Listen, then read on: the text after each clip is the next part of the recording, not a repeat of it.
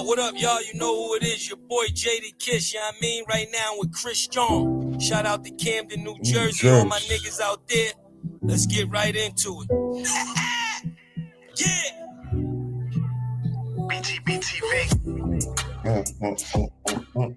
Chris Strong, man. Yo, boy, let's get him, man. Yeah, right now off plan. Once we get busy with them guns in my hand, 4 or 5 or a black 9 with a grand in my pocket and beef cool as a fan.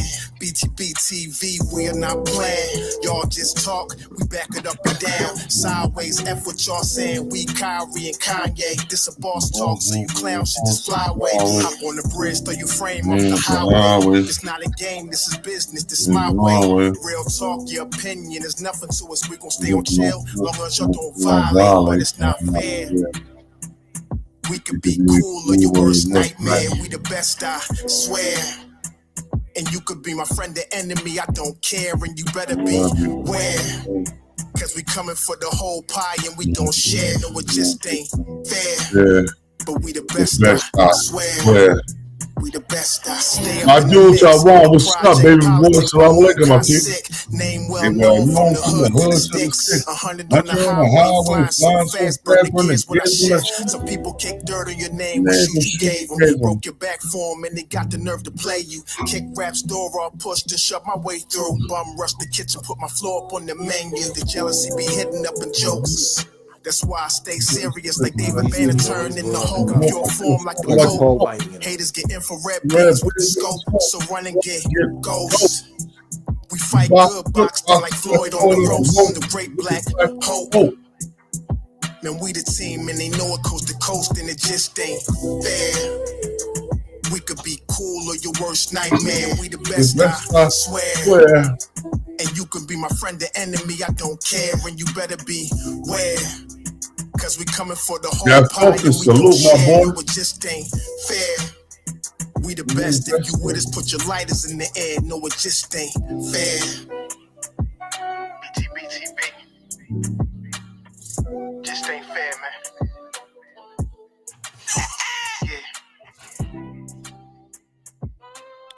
Yo, here we go, yo. Let's go.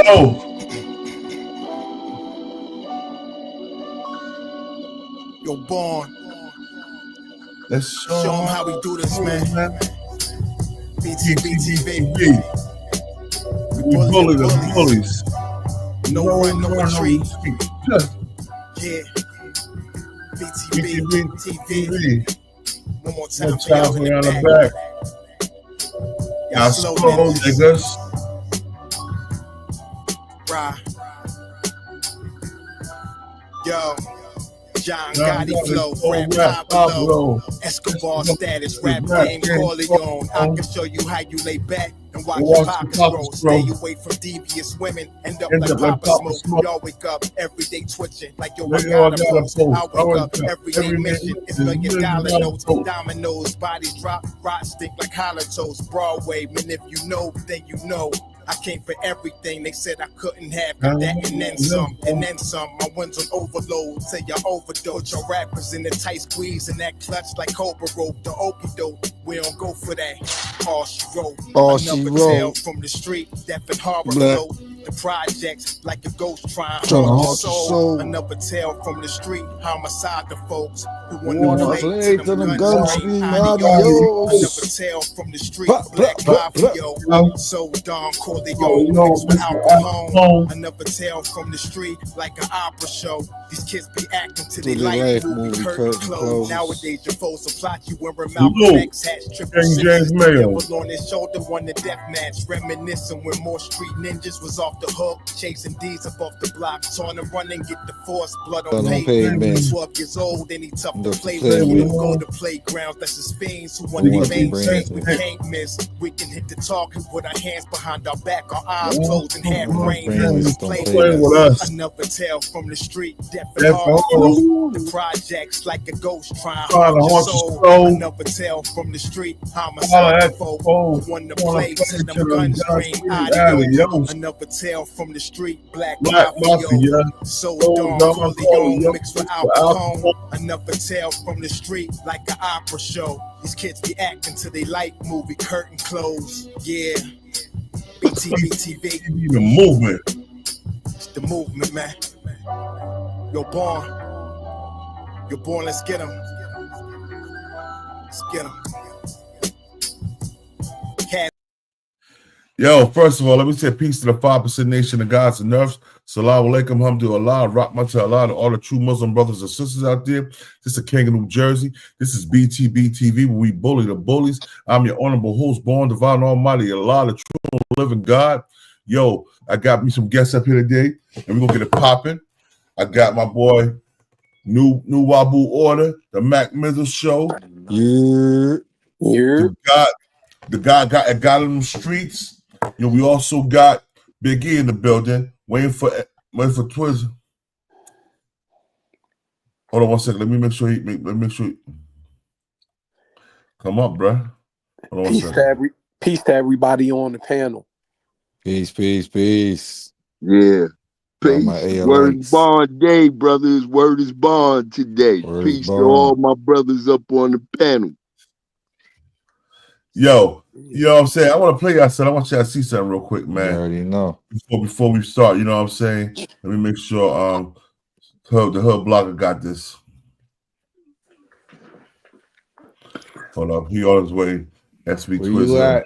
SV? He coming up. But y'all, I want y'all to see something real quick. I'm gonna replay when he get up anyway, but I want y'all to see how this shit go down. And tell me if this not a back door. A straight back door. Yeah. No, the misunderstanding was when you thought you could invite us all here at the same time. Hold on. That was the misunderstanding. Well, I'm going to say this. Math just said that he misses you. I did not know. What's up, everybody? This is the world famous Ed Lover, and you are watching Forgotten Kings TV. Yeah.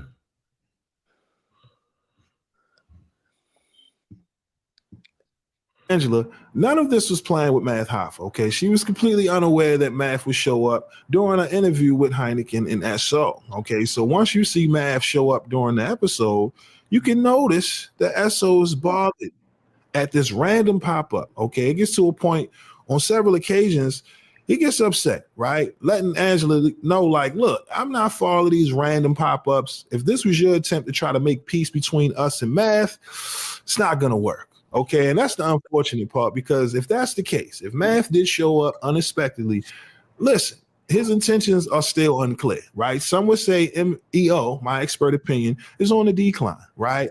And now he's starting to feel sorry, saying his former co-hosts on the rise with their brand Bag Fuel, right? Some would argue that. And again, I'm unsure about Math Hoffa's intentions. In the interview, he says he misses his former co-host, right? However, will we see a reunion between Math Hoffa and some of his former co-hosts? I'm not sure, right? After hearing some of the responses from Esso, he's clearly bothered at the fact that he looked at Math Hoffa as a friend, right? For whatever reason, things went sour, right, when it comes to the business. And since then, they've been doing their own thing, right? Shout out to Bag Fuel. They've been pushing their own brand. And so far, it's been working for him, right? Math Hoffa, listen, he done crossed the million subscriber threshold, right? So, listen, this is where we are with it in 2025. Now, I did not expect to see Math Hoffa show up, during this interview with Esso and Hynaken. Like I said, me watching it, you could tell Angela Yee, she felt pressured in letting it be known that, listen, I didn't set y'all up. I didn't ambush y'all with this random appearance by Math Hoffa. It is what it is. Let's try to resolve the situation. And at the end of the interview, you know, it seemed like everything was cool, right? Even in the picture of the interview, you see them all standing together. However, it's still unclear if we'll ever see Math, Hynaken, and Esso on my expert opinion. Okay, but again, I want y'all to watch this clip and y'all let me know. Y'all feel like Angela Yee set up Hynaken and Esso, or do you think that Math, being who he is, just popped up on his bullshit? Let me know your thoughts on everything down in the comment section below. But again, that's all I got for y'all today. My name is Sensei Rip. Till next time, peace. Talk about this. Bro. This is why I hang out with women all the time. But I want this to be a peaceful conversation. No, you shouldn't have invited him. If you wanted to be peaceful, you did the wrong thing. You did the wrong thing. That's not how it went down. All right, look. We all talking. We gentlemen. I'll be honest. I miss these guys, man. Okay. I miss these guys, man. That's cap, man. It ain't cap. That's cap, man. It ain't cap. You make everything different. You know why, man? You know why? I told you on the show, I was so shocked because I really thought we was friends. I really thought we was. I thought we was building shit. When I had an opportunity to move around and you said, nah, man, I'll pay you. You stay here. I said, all right, I'm gonna do it with you. Right. I said, I'm gonna do it with you. I said, and don't worry about it. I said, you ain't gotta pay me something. If you don't want to pay this man, I said, whatever you're gonna give me, I'll split it with this man. I'm good. And I said, nah. We black. We black. I said, we gonna do this shit. I'm making money up beside that, and you knew that. So I said, yo, I'm cool. I felt blessed to say I didn't even know what was going on. When I came on your shit, I was doing relationship shows, and you gave an opportunity for me to show my business mind with the music. I wasn't even thinking about that. So I said, I'm gonna with you. Right. I never knew that there was ever even going to be a problem. I thought we was going to take over the world. Me and you had our issues over God knows what. After you introduced me to them people that were supposed to be from Revolt, and I found out they wasn't, I was looking at you funny. That's cap. Like, why would you introduce me to just gonna send me a dummy contract and then go negotiate some shit with Revolt? That's cap. It's not cap, because once I spoke to Dion from Revolt, I said, yo, I spoke to such and such. They sent me a contract. He said, I don't know who them niggas is. Stop talking to them immediately. From that day on, I was looking at you sideways. We had a half a mil. You turned down Bag Fuel to my face. I did. You asked us to do a show. I know that's cap. I said nobody watches shit, and I'm not capping. You gave me a contract. I'm not gonna sit here and let them cap no more. I'm not You capping. gave me a contract. And you say, yo, come up with a show. I said, I don't gotta come up with a show. I got Bag Fuel. And tell this. What did I say? I'm gonna tell this. What I said? What I said. No. Hynaken don't let him talk to you like that. I told this. I said, yo, you want a show? I got a show. I said, yo, take Bag Fuel. Nobody want to see that shit. No. Yo, now did you hear Math Hoffa come up talk about, yo, Hynaken, don't let him talk to you like that? You see that? You see that sucker shit? Man, Math is a professional troll, yo. This is ridiculous, man. He be doing that shit all the time. Nah, he's a master manipulator. Word, son is a master manipulator. Yo, I can't fool with Math. It's just too much bad stuff that come with Math, like over. Because I used to watch battle rap heavy, and what I'm saying, it's a negative stigma that seemed like that followed Math, bro. I don't, especially in 2025, I'm done with all that. That's out. My year's starting off too good to go back. Facts. Big E. Hey, can I ask y'all something? Did y'all watch the part when Math first came out and Hynaken tapped the Esso and said, I got the email? I thought it was funny that he tapped them and said, I got the email, because I was picking up like that Hynaken knew that Math was on the way because he said he got the email. And it seemed like certain things be going down, even though I looked at it like this, like Hynaken was trying to allow Math to get everything out. But then it come a time where you and your man is together. You know your man's a live wire. You got to let him go. So I think that either way, that it was good that Esso jumped in with the type of passion that he jumped in with, because we could clearly see from that Esso was saying it from the heart when he said, yo, man, I thought that we was friends.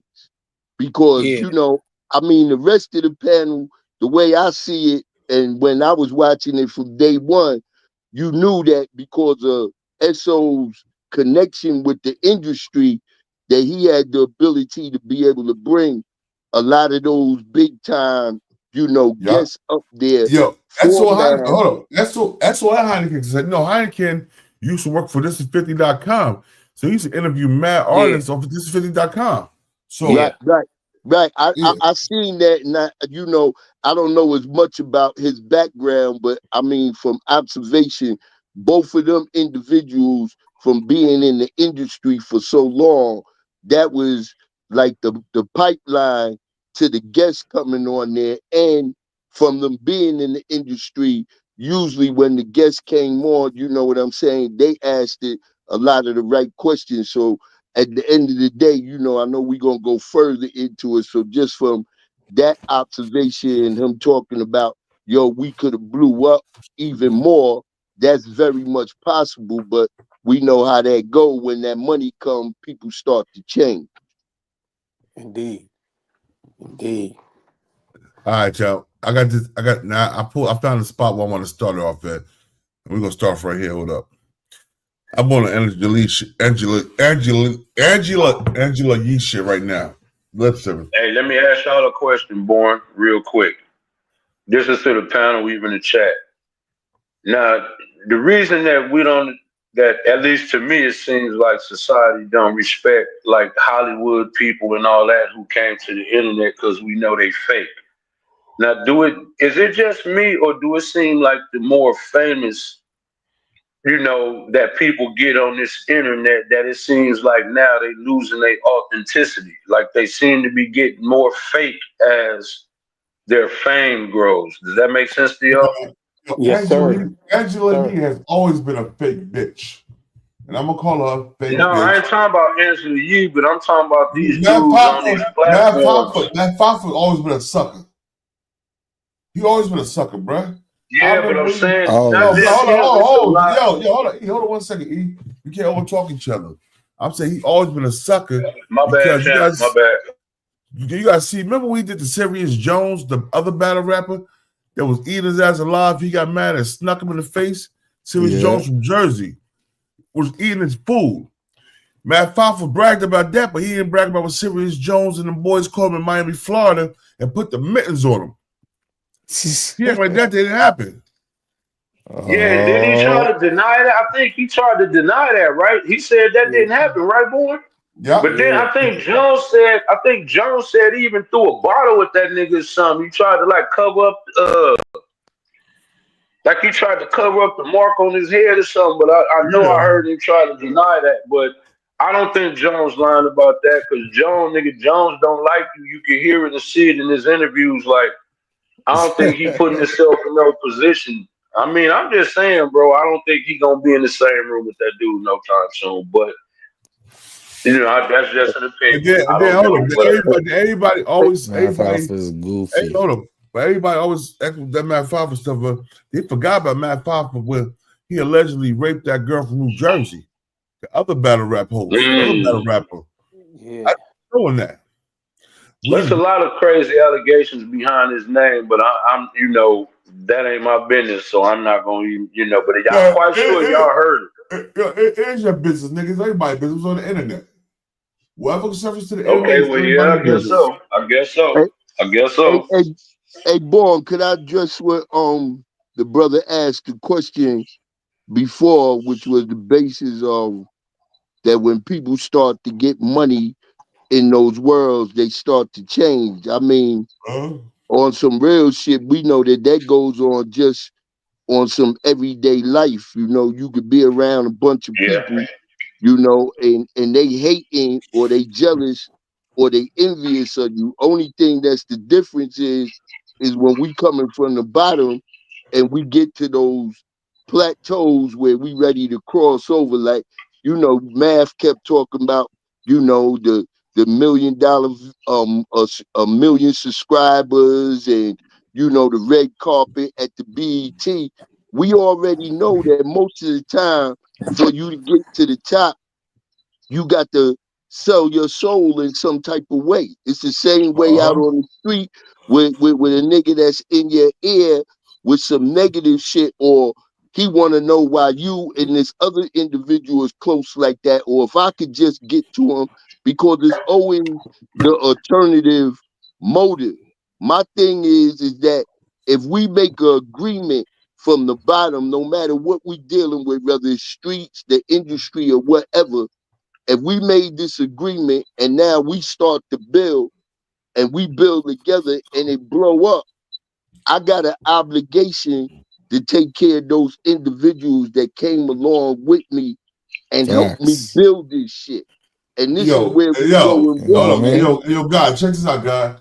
When Math Hoffa, when Esso Hynaken came on the Math Hoffa show, Math Hoffa barely had 100,000 subscribers. When they left, he had 600,000. Yeah, because Esso and Hynaken was killing the interviews and shit. You know, you seen them. They was making it happen. Hynaken was Esso. I think he was kind of trash on the interview tip. Esso was getting the interviews though. He was getting the celebrities came. Now, remember, he from South Jamaica, Queens. He got. I think they both were. Listen. Esso got Tony Yayo to come. That was the biggest interview Math Hoffa ever had. Way bigger than Fat Joe. I think that first joint with Fat Joe, the first time he went there, I think that joint was real big. The one that, like, when Space Ghost left, the producer, he took that show with him. He took a couple of joints with him. You remember, like, irony, because Space Ghost is part of that beef too. Yeah, he's part of that whole beef too. You know, Space Ghost was saying they wasn't getting paid. They wasn't. You know, Esso was like, you know what I mean? He understand it on the back end, because you know Esso, all he talk about is business. He say all artists are stupid. You know, that's what he say every interview. All artists are stupid. They don't know what they doing. They don't know business. Every interview he say that. And yo, and check this out. That's what was a part of that interview. Glad you brought that point up. That Math was feeling a way because he equated that with him, you know, trying to get them to do business with these individuals that Math is saying that's fake, even though they came along and said the dude is connected with them, with artists and different things like that.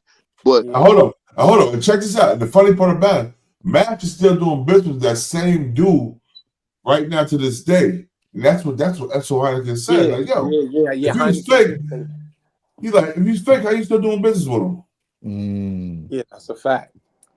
That's a fact. Because dude is the one that he's like, he Puffy's man. Like, so they like the dude Dion that they saying work for Revolt don't know son. Because you ain't in that world. He's Puffy's right hand man. So that's who they was going straight through instead of going through middlemen. That's what Esso and Hynaken trying to say. I brought you to the man next to the man. You know what I mean? We ain't gotta go through the other niggas. Right. We ain't gotta deal with the peons over there, because I'm hooking you up with the cat that's right underneath Puffy's arm. So it's a great probability. And you know they gonna throw their tax. You know how that go. They gonna throw their tax. The whole thing is, why did he go check Esso and Hynaken after he you know? Yo, check this shit. I want y'all to see this. Now we about to get real deep and dirty on this shit. Because this is Angela Yee Lip Service Fair Use. I'm about to block it out in a minute, but I want y'all to see. Now, this is a great present. Not just the bottle. You got 30 of these. But the handshake. I like this. So, hold on. Oh, wait, my piece of love. What are you talking about? So, Math Hoffa. What happened? Bag fuel. Which, you about to go viral now, right? Oh, we have an extra mic. Don't play with us. Here's the empty seat. Let's get this mic mic. Oh, look, the mic is right The there. mic is right This there. about to do a It's million for the views. next episode. Oh shit! First episode of the Oh year. my God. Oh my God. Get this, listen, get your, Should we you do get some this karaoke? picture. You ain't never gonna get this like this. And it feels so good.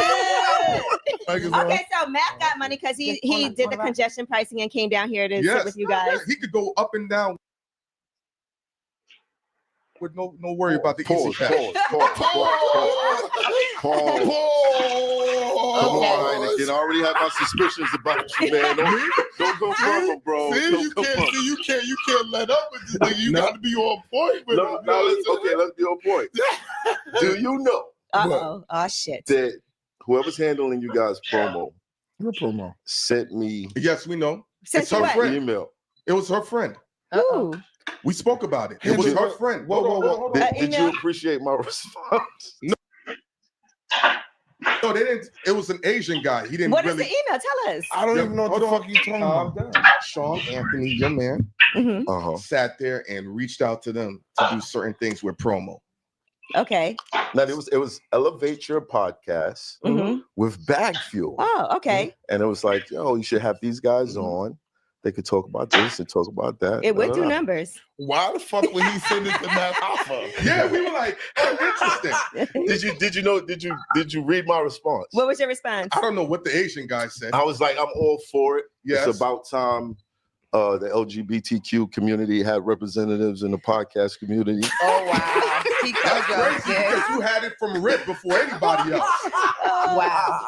Okay, so is this a pleasant surprise for real?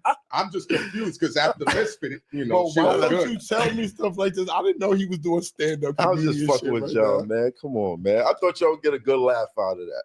No, but listen, what I think is important is that both of y'all doing, like everybody's doing their thing, right? We just minding our business. Right? Don't look at me like that. Just going to LA, having fun. Yes. Everybody's doing their thing. Everybody's doing their thing. No, honestly, Kim Osorio is doing the next episode, so that's gonna happen next. Kim, I've met her man, her new guy, showing love. Okay. What the fuck is Kim's new guy? What are you talking about? Who is that? Well, Kim got a new guy. You don't know? Who is that? All right. He was at the birthday party? No, she came by herself. I think you're a little late on that one, buddy. I'm right on schedule. Think you're a little late on that one. So when is the last time you guys have seen each other? Say Less. Say Less. With Jim Jones. Okay. Yeah. All right, good. We good, Jim. But Jim Jones is cool with y'all. Right. And cool with Math. Is that hard for people right now? Because at a certain point in time, people might have felt like they had to pick a side. People still pick a side. Y'all be encouraging people to pick a side. Really? You do. No, we don't. Math. That's 110% cap. You know, why Jim ain't never been on the show? You know, of all people. Why Jim ain't never been on the show? You know, of all people sitting here, you know, I don't give a fuck about nobody. Why and being Jim on ain't no never show. been on the show? You know, I already know who I am. I already know the answer. He don't. What's the answer? What's the answer? You don't want to hear the answer. What's the answer? What is the answer? What's the answer? Tell me. What is the answer? Tell me what the answer is. Ain't nobody blocking nobody but you, my nigga. I don't block nobody. Quarterlab told me you blocked us. Quarterlab told me you blocked us, nigga. Yo, it's ironic we told the story about you. Yeah, you popped up. That's Okay, my niggas. hold on. What's I heard about him? I was like, no. I don't got nothing to do with what Jim Jones do. Jim Jones, man, this nigga Jim Jones do what he want to do. Jim Jones is his own man. I know Jim Jones don't listen to nothing I got to say, nor do I get in the middle of people's shit. Just like I never got in the middle of your shit. That's not what I heard. Like I always mind my business. Well, you heard wrong, my nigga. You heard wrong. It's as simple as that. All right, Jimmy would have came with Mano. We don't even care about nothing nobody do. And we was on the show. Nobody cares about nothing nobody do, bro. You know that. Ain't come. I don't even know why you come up here. You know, I can take him out of it. You know I don't give a fuck, nigga.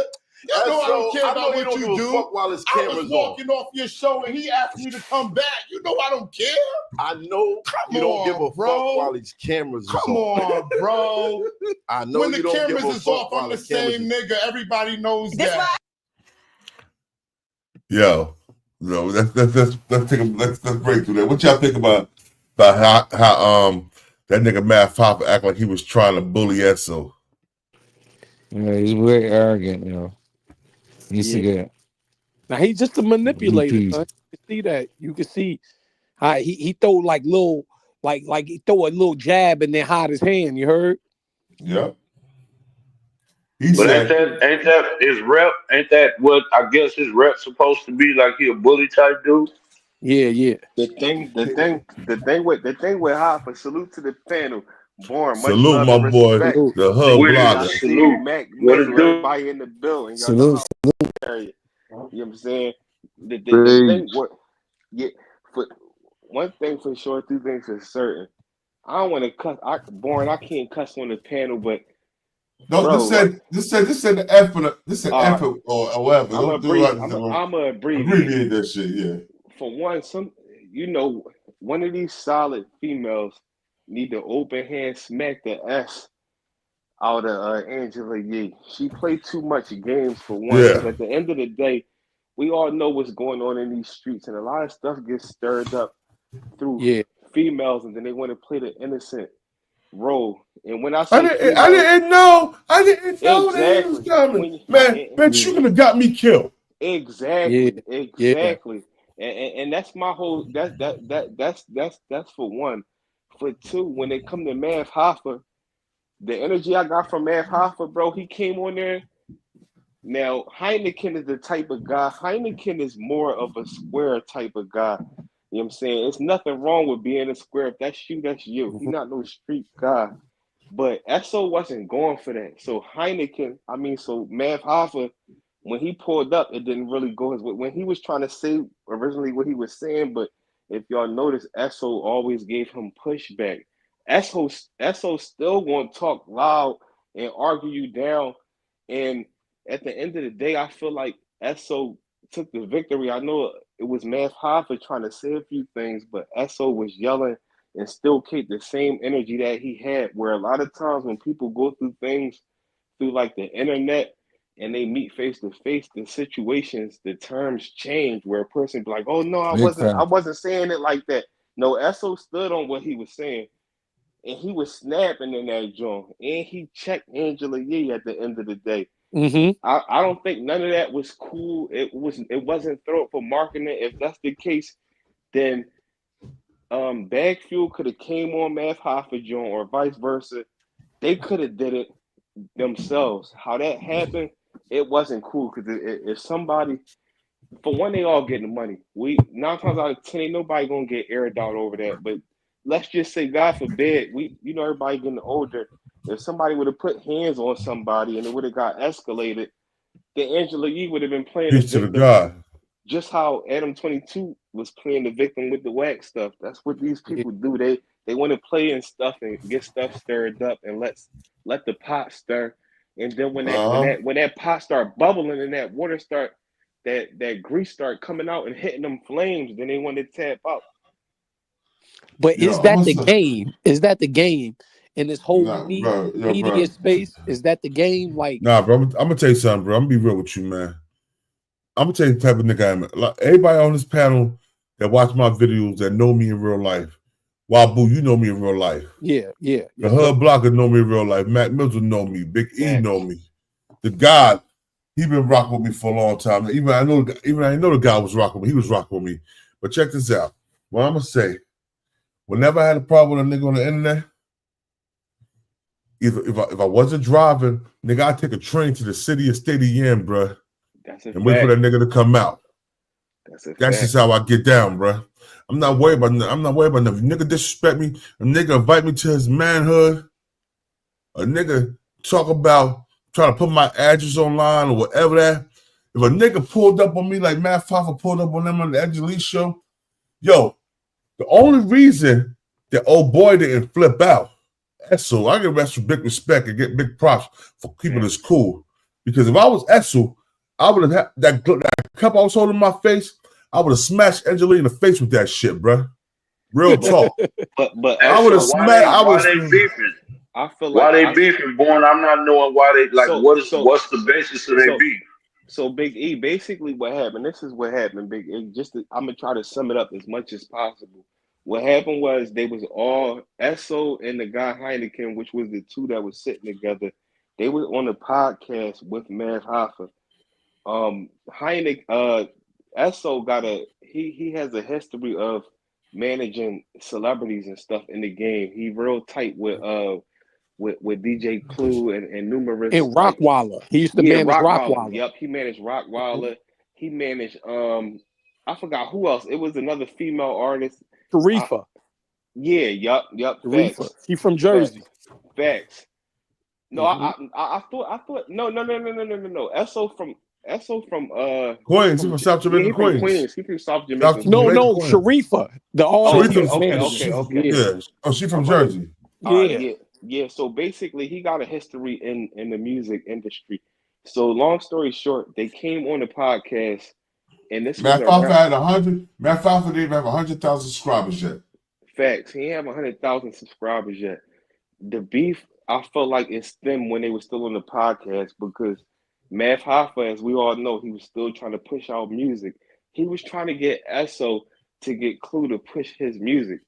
And to manage him.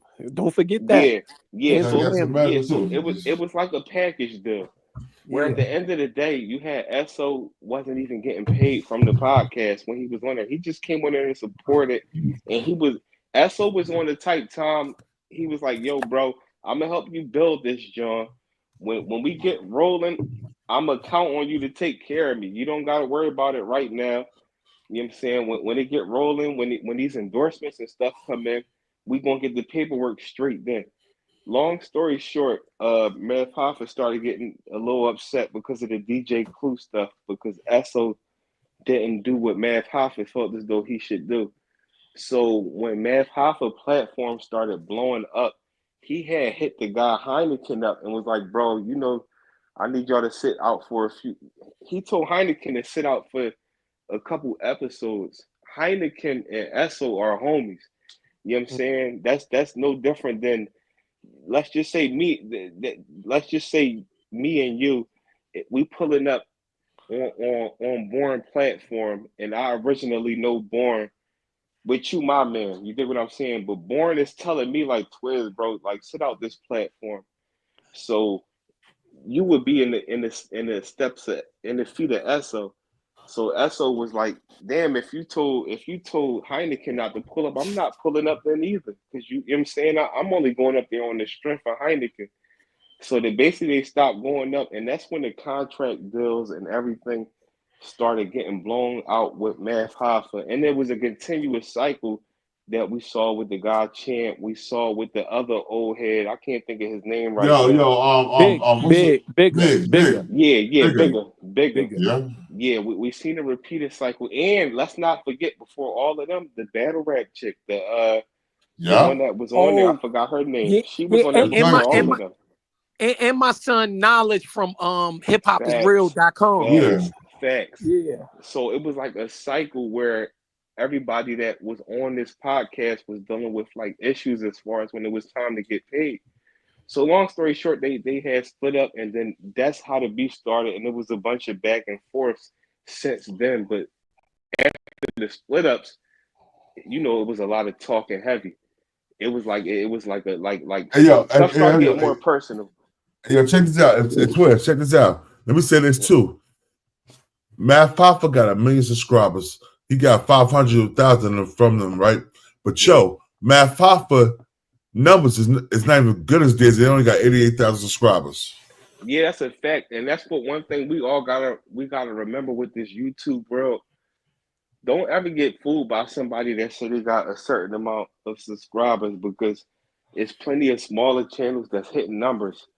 Like when it come to YouTube, bro, for real, if you don't got those type of if you don't got those partnerships, like where people is sponsoring, like sponsorships where people is sponsoring, how it come to YouTube, bro, it's a person that can have 100,000 subs, and then you got somebody that got 10,000 subs that's making more money than a person that got 100,000 subs, bro, because they go by you. For instance, on YouTube, you can have 30,000 views, but if those 30,000 views, what YouTube do is they watch how long do a person watch your video. You dig what I'm saying? Like they go off a bunch of that stuff. That's why it's a bunch of YouTubers. Analytics. That's what fact. Analytics it get real tricky. So you can't judge a person off they subs and nothing. That's why it's a bunch of people from the DVD era that was lit, and they already carrying the name, and then they come over, but they not really making money like some of these new upcoming new content creators, bro. Like YouTube be getting tired of these guys that have been out here for 10 years, 12 years, 15 years. They be looking for, that's why the newer channels, them joints be taking off. You just got to be. Bro, that's why Shay Sharp, that's why Shannon Sharp, when he do his nightcap and when he be doing Club Shay Shay, because I forgot he was interviewing somebody, he had 100,000 in the chat. I was like, damn. Yeah, he be having like 45,000 when he be doing that nightcap. But you gotta remember though, Big E, when it come to people like Shannon Sharp, these are the guys that got the machines behind them. It's a cycle to it, and you know what I'm saying? No disrespect to Gil and Wallow, but they got that machine behind them. Listen, this how you know somebody got the machine. This how you know somebody got the machine behind them. If I set a live for tomorrow, for let's just say 6 p.m. for tomorrow, and you already got 400 people in there waiting, bro. Nobody in their right mind. It's too much stuff to do in the day, bro. How many people? Yeah, that's a fact. Yeah, that's a fact. Like, and when they got the machines behind them, that's just like the industry stuff where these people be having these you know, their streams get paid for. Like, it's real tricky on that. You know what I'm saying? So like Shannon Sharp, he just at a higher level.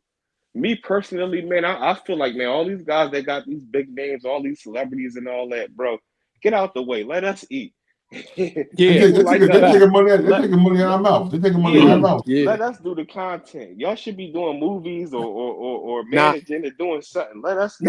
They trying to reinvent themselves because what they was doing before is failing. Like rapping or whatever, they's failing. So they gonna be like, yo, let me drop a podcast. Let me do this. Let me do that. And you jumping right in the way of us eating. Yup, it is. Every rapper that got a jumping podcast is a failed rapper. That's a fact. And all of them. Yeah, especially Nori podcast. Yeah. Every rapper that got a podcast. So wait a minute. So Killer's a failed rapper? Killer's a failed rapper? No, yeah. Ain't nobody really checking for him. Like, all right, let me rephrase that. What I mean by a failed rapper, man. Nobody rephrase it, man. Keep it real. Kill a failed rapper, bro. That nigga, bro, I'm not biting my tongue. I don't want to hear it, bro. I'm not biting my tongue, bro. That motherfucker was a dope since his first album. No, Born. I'm gonna keep it a stack. Every rapper that got a podcast, what I mean by failed is because you could have got a deal. We all know that, especially like the early 2000s and before that, them deals wasn't lasting like that. I'm not gonna say they failed because a lot of them don't last. In order not to fail, you got to be a Jay-Z status. You got to be a Diddy status. And what we see today, who want to be them statuses? 50, the only one that got a clean slate so far, but. At the end of the day, what I'm saying is these are rappers that their career ain't relevant no more to the music game, to the people, to the younger kids. Like that, their generations is over. So they understand that. So now they're using a celebrity to leverage. And I just feel like it's corny because it's a bunch of monkey see, monkey do. Like I would love to see, you know, a lot of these come on, man. We saw how Cam was and paid in full. Like I would love to see these guys like go act this something. Go do what 50 doing. Like 50 ain't sitting up here opening up no podcast and nothing like that. He let his young boy, we told him he'll do it. Hey, hold on 1 minute. Hold on 1 minute, because I can't just totally agree with that, right? Because at the day, a hustler is a hustler, and Cam been getting money and flipping money for a long time with the, you know, buying liquor stores, that's a fact. doing a bunch of things. Yeah. So my thing is right now, it's just like an old hustler out in the street, and I know I've been one. You know, we all done been there. You know, it comes a time where your lanes has got to change. You know. and Cam and them, because I watch they shit because I like their point of view. And one thing, they could curse, they could do what they want to do, and basically keep it real. And at this moment, they making more money or seeing more money or touching more money, messing in the lane that they messing in right now, than them trying to go back doing. I mean, if you in your late 40s, going in your 50, and you still trying to make a rap record at this stage of the game, then something got to be wrong with you. And I wanted to get back just a little bit when we was talking about the Esco and Math Hoffa. Did you, Esso, when you heard him say to him, Math was talking about, yo, I was ready to open up a contract and I told you to go, you know, like get somebody, and the brother said to him, we had fuel bag. We put the bag fuel, we put this on hold for 7 months to come here. I didn't ask you for no money. I said, yo, you know what I'm saying? Me and Hynaken will split whatever dough that you got to give me. So at the end of the day, everything that we dealing with is sacrifices. You know what I'm saying? Whether you willing to make that sacrifice. And once again, like I said, whether it's on the street level or what level, business is business. And if an individual help you to get where you going, then why don't you, you know, it's the same thing. You've been working for your man and he been giving you this, that, and the third, but you find a spot over there that you could blow up, and all you doing is telling your man, well, yo, hit me with a big or something, and I'm gonna make this spot blow, and we gonna get money together. It's gotta be different levels to it, because once I made it, instead of me sitting in the spot and counting everything that's coming through the spot, I'm supposed to be taking my team and saying, yo, you take a quarter, you take a quarter, you take a quarter, and you bring me back X amount. And then everybody can eat. Just like me and Born was talking, you know, the other night, and all the rules done changed, because the suckers is the individuals that's now in command. And see, the problem is that cats already got complexes. Like I said, the Ball, we come from the era, if I'm going out and my man Tango, he pull all the chicks. You know what I'm saying? So when we going out to hang out, I'm going to make sure you fly. You might drive the car, you the boss, whatever. I'm not going to get in the club, and because these broads pull up, and I know that they coming toward my man because he got this attractive power, but now I want to play you down and tell you, you know, pull the money out my pocket and say, yo, go get, you know, go get the bottles, because now I got to prove that I'm the boss. A lot of these cats that's bosses, they messed up because they got complexes with their own self.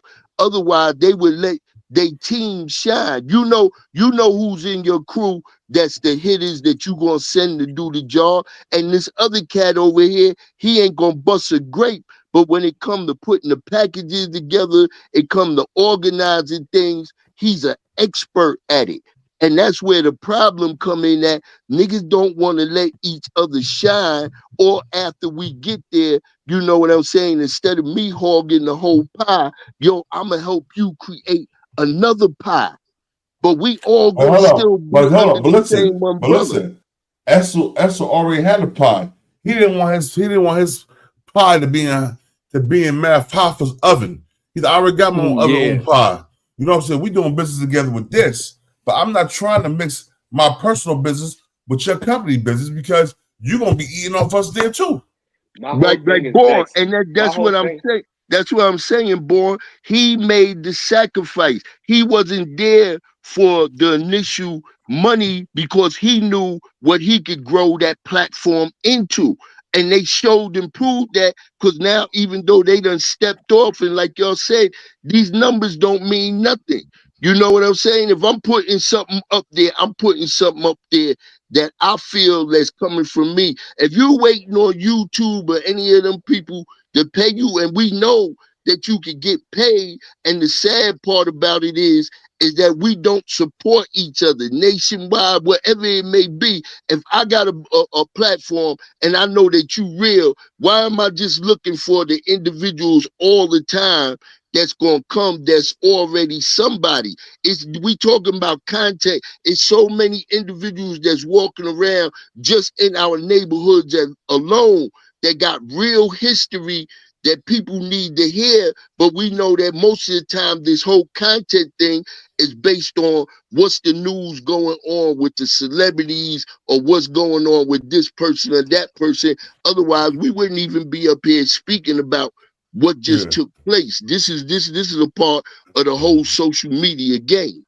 Oh, Twiz, what you about to say? Twiz, what you about to say, Twiz? My whole thing is this. If you're going to take the role of being a boss, you got to carry it like a boss. If for instance, if we everybody on here, we all brothers. We all got families and all got responsibilities. If I come to y'all with a proposition, when I come to y'all with that proposition, that plan got to be well executed. What I mean by well executed is ain't nobody working for free. Yeah. I could be in the middle of North Philly. I know I can call Bourne up. Bourne gonna spin right from West Philly. You know what I'm saying? He gonna be right there, strapped tooth and nail. You dig what I'm saying? But at the end of the day, if I have a business plan, I'm not gonna be hitting Bourne and Big E up and Mac Mizzle like, yo, listen, y'all, you know what I'm saying? I'm trying to run this podcast, like do this. I'm not gonna have them work for free. It's gonna have to you gotta be transparent with who you working with. I don't care if you're working with 10,000 or whatever.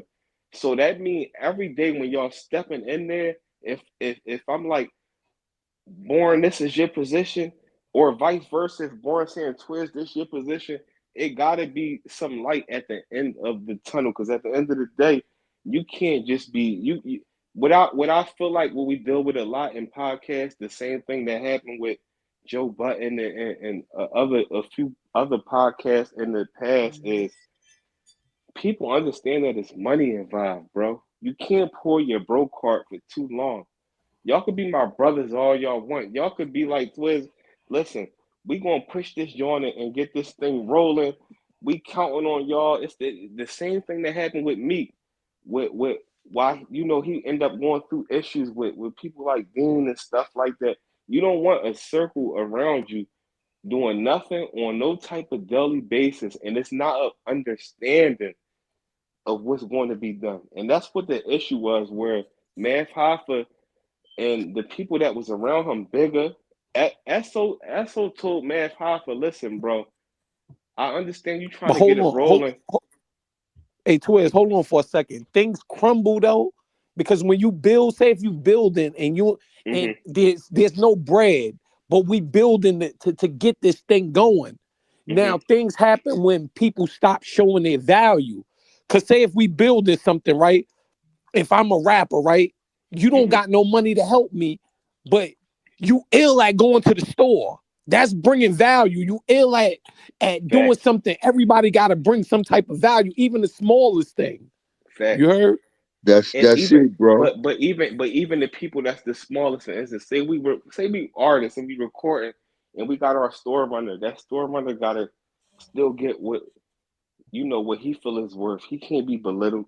You know, he can't be belittled. Yeah, of course. You know what I'm talking about? And that's all I'm saying. Like when you come in, hey, Twiz, the water boy don't never get in the game, but he still got to eat though, right? Exactly. Yeah, it's a valuable piece. Exactly. It's a valuable piece. Everybody, and that's what the issue is. I didn't mean to cut you off, but that's what the issue is coming in. Where for instance, Jersey rolling right now.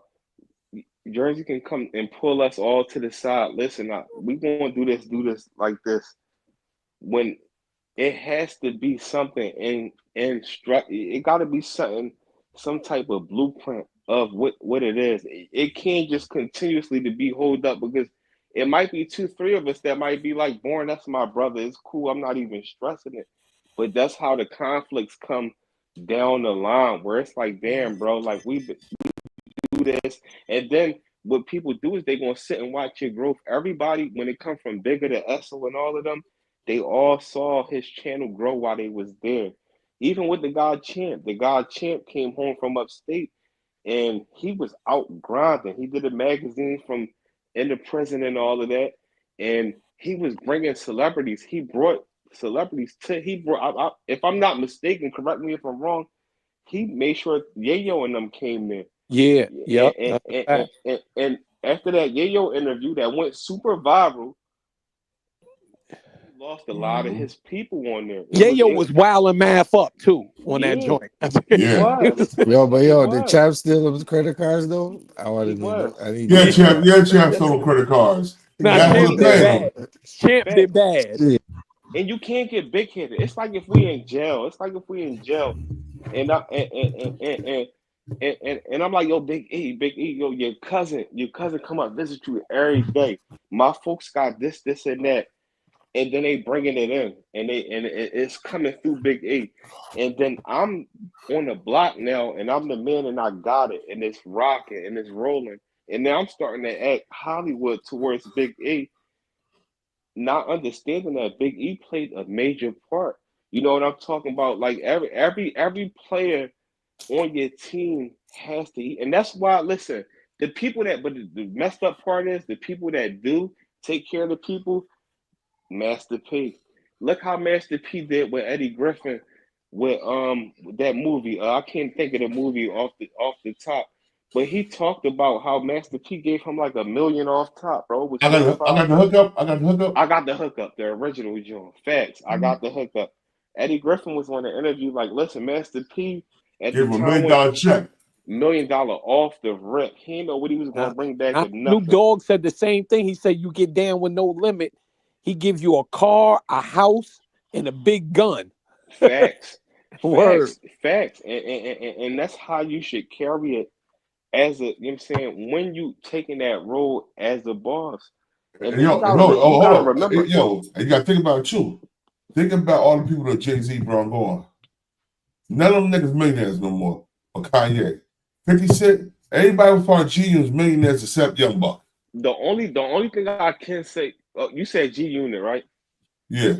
Only thing I can say about G-Unit is that 50 expected more of a hustle from everybody besides Yeah. He expected Banks and Bucks and all Young Buck and all on the grind.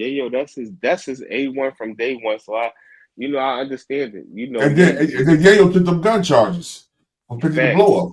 And he was loyal, and he keep 50 relevant on the street level when he be going up there doing them interviews talking about, oh, don't forget 50 was 12 years old doing this. So 50 like that type stuff for real. Yeah. 50, you gotta outgrind somebody like 50, like, you know what I'm saying, in order for 50 to love you. Yo, hold on for a second. I don't mean to cut you off, bro. But Ron Lowe in the chat, he said something real, like Math is trying to get the heat up off of him from this FBA thing with Fat Joe. And like, is he trying to spin us? You know what I mean? Like, or is they all trying to spin us? Is this all in cahoots? Even with Angela Yee. Well, I don't think Esso was in cahoots because he was wilding. But it's like it's Hynaken and Angela Yee and Math and cahoots. Like, yo, I'm trying to get the heat up off of me from this FBA thing. Oh, that's crazy. I didn't even think of that. Shout out to Ron Lowe. Yeah, I see that. Yeah, that's crazy. I didn't even think of that. That's deep. That sound about right though. The timing is right on that. Yeah, we forgetting one little factor. I just heard the Black Man Bill about saying that we all need money, right? And that's the truth. But just like this, you know, and I know for my party, this whole little, I throw everything in there one way or another that applied to it with how we first started out with the 18 thing or whatever that was on the street level, was that, you know what I'm saying? Everybody was like kind of on some mob shit, you know what I'm saying? The one sister, she might cook a whole big pot of spaghetti and make sure all the youngins eat. Individuals got to sleep together and different things. And that's just to say that anything that you look in the bill monumental, you're gonna need all the pieces to the puzzle. Yes, But sir. you also gonna need individuals that have discipline and to make sacrifices.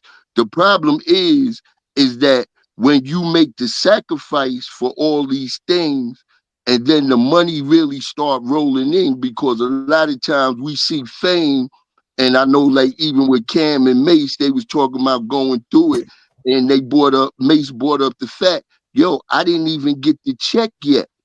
But yet I'm still out here on Front Street like I'm balling because I'm doing this with Diddy and so forth and so on. So a lot of times you may not get the check yet, or you may not get to the level that you need to get to where you can say to the rest of your team now, and that's what I was stating from the beginning. The whole thing about it is when you make those sacrifices and you be loyal and you be real, and you ready to jump out the window, take a bullet, or do anything, because all of them celebrities, especially in the rap world, you needed some type of protection out there in the street. You moving around with jury, you doing this, you doing that. On whatever level, it's got to be known that, either you or groups of people is associated with you, because things always could go to the next level. So basically what I'm trying to say is that if those individuals make that type of sacrifice, which those brothers did to bring that show up, from that point on, you know what I'm saying? Let's deal with the business part of it. Let's start to get the contracts in instead of this verbal agreement that you're going to do something for me, because a lot of times, like I said, it got a lot to do with individual complexes and their character. I'm going to cut you off, but you got to think about it too. Once Math Hoffa became a Mason, he started showing his ass. Yeah. You think you? I mean, that could be given, or it could be not. Whether he is actually into the Masons or whatever. He's a Mason. He's a Mason. Okay. So you already know what their job is, because if he take that oath, you know what I'm saying, then that's an oath that, separates those that know and still want to blood suck off the people. So what I'm saying is that shit should have never got to the level that it got to between them. And even though Math was trying to justify by saying, the brother did what he did with that whole company and everything, you could clearly see he said out his mouth, yeah, I blocked you. That was my people. You know what I'm saying? And that's some sucker shit right there, because even if them brothers left and they making a way, and it's some individuals now that I'm associated with, just for me feeling like, yo, fair is fair, we had a fallout, but I'm not going to stop these other individuals from getting the bag. But you got to understand, these cats is fearful. They fearful of real individuals getting in there, because now if you get in there and this nigga excel past you, you going to feel like, yo, why did I let him in? And those are the moves of the suckers that call themselves. Hold on. Yo, God. We can fuck them. First off, forget that. We ain't even going to talk about Math Hoffa. We're going to talk about this mixed breed mutt, Angela Yee. Yo, we're gonna talk about her, bro. Yo, what hold on, what the father Allah said? She needs the publicity, right? Listen, bro. Listen to this. What the Father Allah said, God? Black women, original women are weak and wicked. Indeed. Listen, God. They're easily led to the wrong direction and hard to be led to the right direction. You're right and exact about that, but man also make her wicked, and I don't really, you know what I'm saying, see it like she might have knew exactly what was going on. But hold on, boy. But what I will say is that she took advantage of the situation. You know what I'm saying? And once it did Esso pop was up, the only one that was surprised. Esso was the only one that was surprised.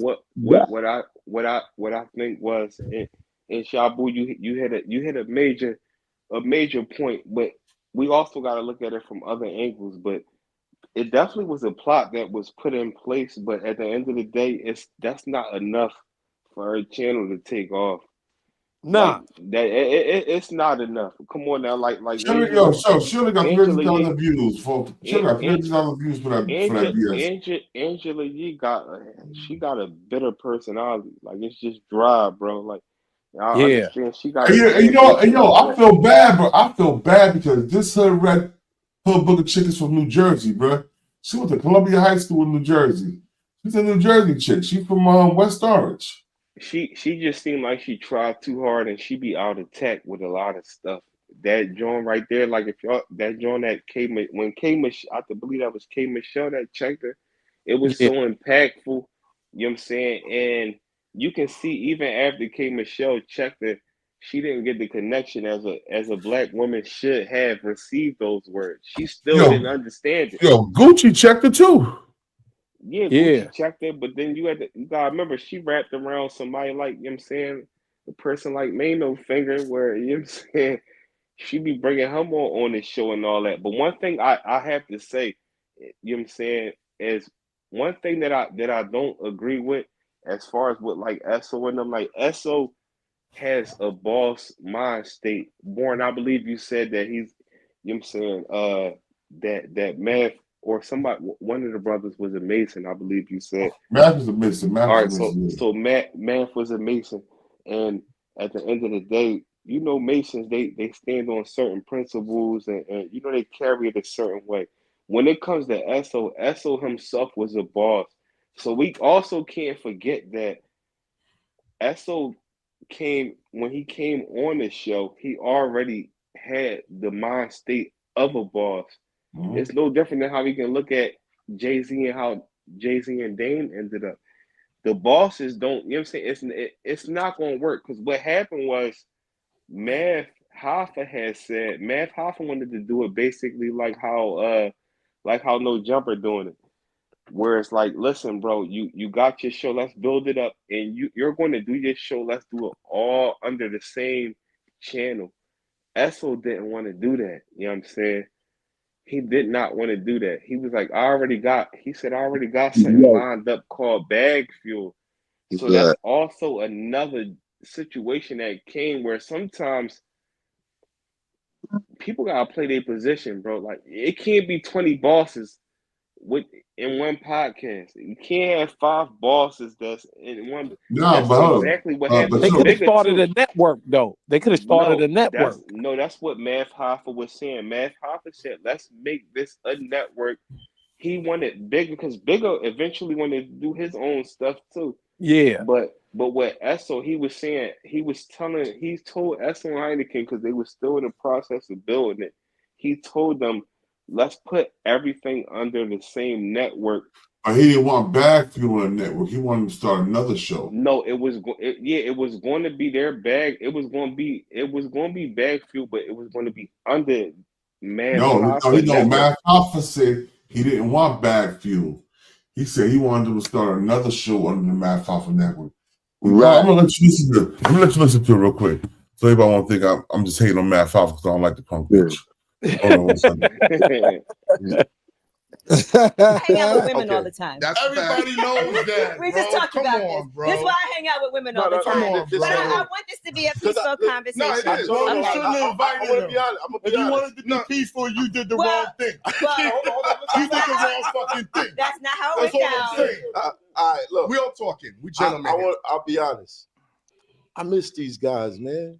Okay. I miss these guys, man. That's cap, man. It ain't cap. That's cap, man. It ain't cap. You make everything different. You know why, Mav? You know why? I told niggas on the show, I was so shocked because I really thought we was friends. I really thought we was. I thought we was building shit when I had an opportunity to move around and you said, nah, my nigga, I'll pay you. You stay here. I said, all right, I'm gonna do it with you, nigga. Right. I said, I'm gonna do it with you. I said, and don't worry about it. I said, you ain't gotta pay me something. If you don't want to pay this man, I said, whatever you gonna give me, I'll split it with this man. Mm-hmm. I'm good. And I said, you nah. my nigga. I we said, black. nah. We black.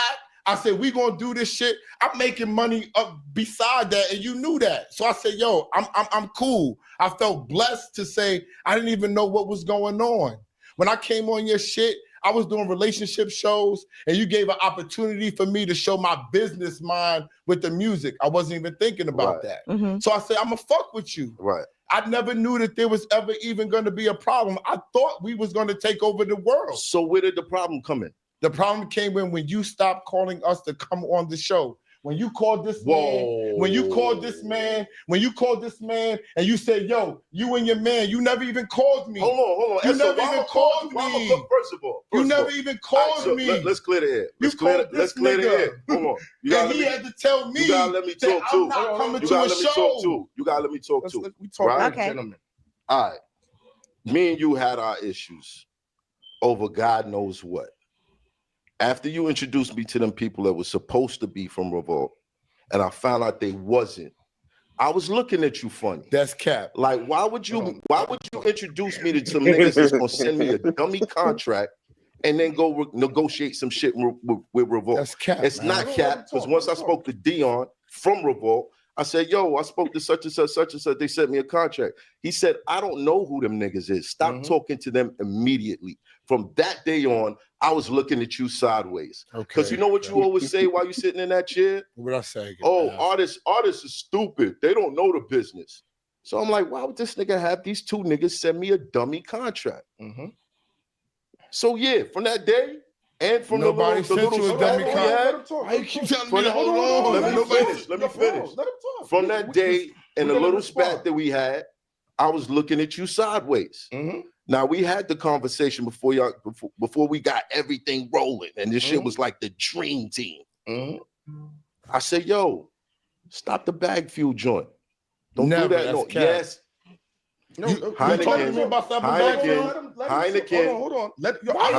Hold on. You told him he ain't telling me about never stopping nothing. Hold on. Everything. Because everything you want to say. can get fact checked. Anybody can go on your page and see there is like a 7-month gap that y'all did not do bag fuel. Anyone could check that. Anyone can fact check. Why did you want them to stop it? I'm just curious. Because I wanted the focus to be on what we was doing. And it didn't make no sense. Like, I'm inviting y'all into my space. I'm bringing on guests and introduce y'all to all these people. I didn't want people to start taking niggas over to their show. Like, build this shit up. Let's get where we going. And then we figure it out. I even offered to pay for this nigga's show. Like, whatever show you come up with, my nigga, I will finance it. But we're going to keep it on the channel because this is the block that we hustling on. All our custies is over here. We at a half a mil. You turned down bag fuel to my fucking face. I did. You asked us to do a show. I know that's cap. I said nobody watches it, and I'm not capping. You gave me a contract. I'm not going to sit here and let them cap no more. I'm not You capping. gave me a contract, nigga, and you said, yo, come up with a show. I said, I don't got to come up with a show. I got bag fuel. And tell this nigga. And what did I say? Tell this nigga what I said, nigga. No. The nigga told me. Heineken don't let him talk to you like that. I told this nigga. I said, yo, you want a show? I got a show. I said, yo, take bag fuel. Nobody want to see that shit. No, nobody want I ain't want to stop it. And listen, I don't got no dog in the fight. I'm not that much of a. It was things that Math Hoffa did that I feel as though was shady. But my whole thing is this: what I just heard. Math Hoffa explained that Esso lined up a contract that was a fugazi contract. No, you ain't been listening. No, you ain't been listen, bro. Now listen, what I'm telling you real quick before you say anything. Esso got him contact with the dude, right? The contract wasn't for Fugazi because Math Hoffa still dealing with the dude that gave him the contract from day one. The dude that gave him contract from day one was Puffy's right hand. The dude that said, don't do that. I don't know what they're talking about. Is a dude that worked in the office. He would have no personal business. No, but my whole thing is what I'm saying is when Math Hoffa, if you listen to my whole thing is listen, bro. If Jersey, we go back and forth plenty of times, bro. If I call you out on something or if you call me out on something, the energy gonna be the same. My whole thing is when Math Hoffa was mentioning that contract, Esso Energy was calm. All he said was, "That's false. That's false. Like, that's not true." As soon as Math Hoffa switched it to the part where he said that about the bag fuel being under the channel, if you notice, Esso Energy went to 1,010%. So just because sometimes we might dislike somebody, sometimes you do gotta look at it like bro, I look at bro. We don't know what that objectively. contract was though. We don't know what that contract was, and that It contract was a $2.6 million. It was a $2.6 million contract, bro. And where's the facts on this?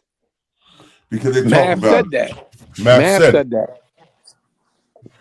You ain't finished watching. You ain't finished listening to it. That's why when you stopped me, that's why I stopped. Because I want to hear what you're gonna say, but I want you to finish listening to it so you can understand what was going on.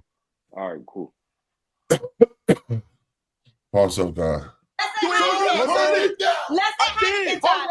So what are we talking about? I told you we didn't come up with another show. Go ahead, Hynaken. We brought it to him. What are we talking about? Bad fuel. Kim, I'm cool. Let Hynaken talk. Let's hear it. I want to hear what he has to say. Ladies and gentlemen, the terrorist is back. Y'all popping shit up on me and telling me to be fucking cool. Y'all chill, nigga. Chill, son. Y'all chill, nigga. Chill, son. Don't tell me because I'm not listening to this cat, Come on. nigga. It ain't cat. This is 110% cat. It ain't cat. K-Mac and Byron Kirkland is with Puffy. It was with Puffy. Byron was taking the shit. He don't need Check their Dion. YouTube channel. Byron didn't need Dion. Check their He YouTube had channel. Puffy, nigga. Check their YouTube First of all, channel. let's Y'all address. stop the show for 7 months. Why? Hold on. Let's address. Tell him why. Hold on, let Hynaken talk. Let's address the first thing with the contract.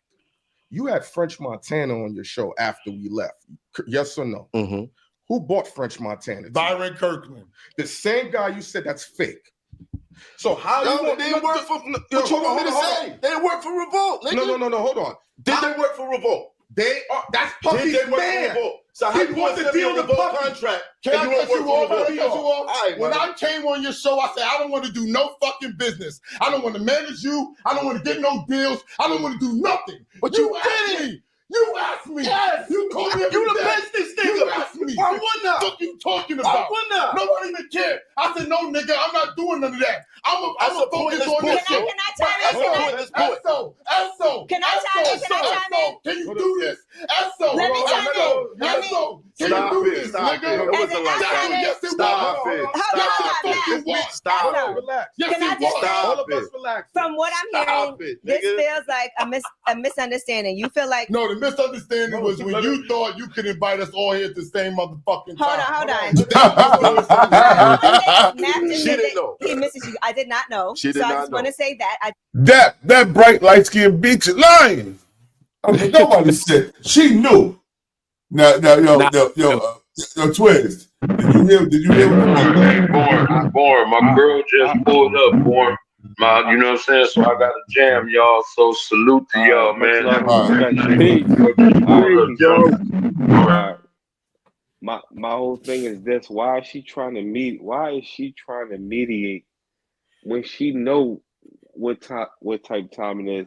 You mean to tell me Math Hoffa and them? Because we gotta remember, Esso spotted Math and them in the mid interview. So you mean to tell me that anybody can just walk up in there? No, that's not the case.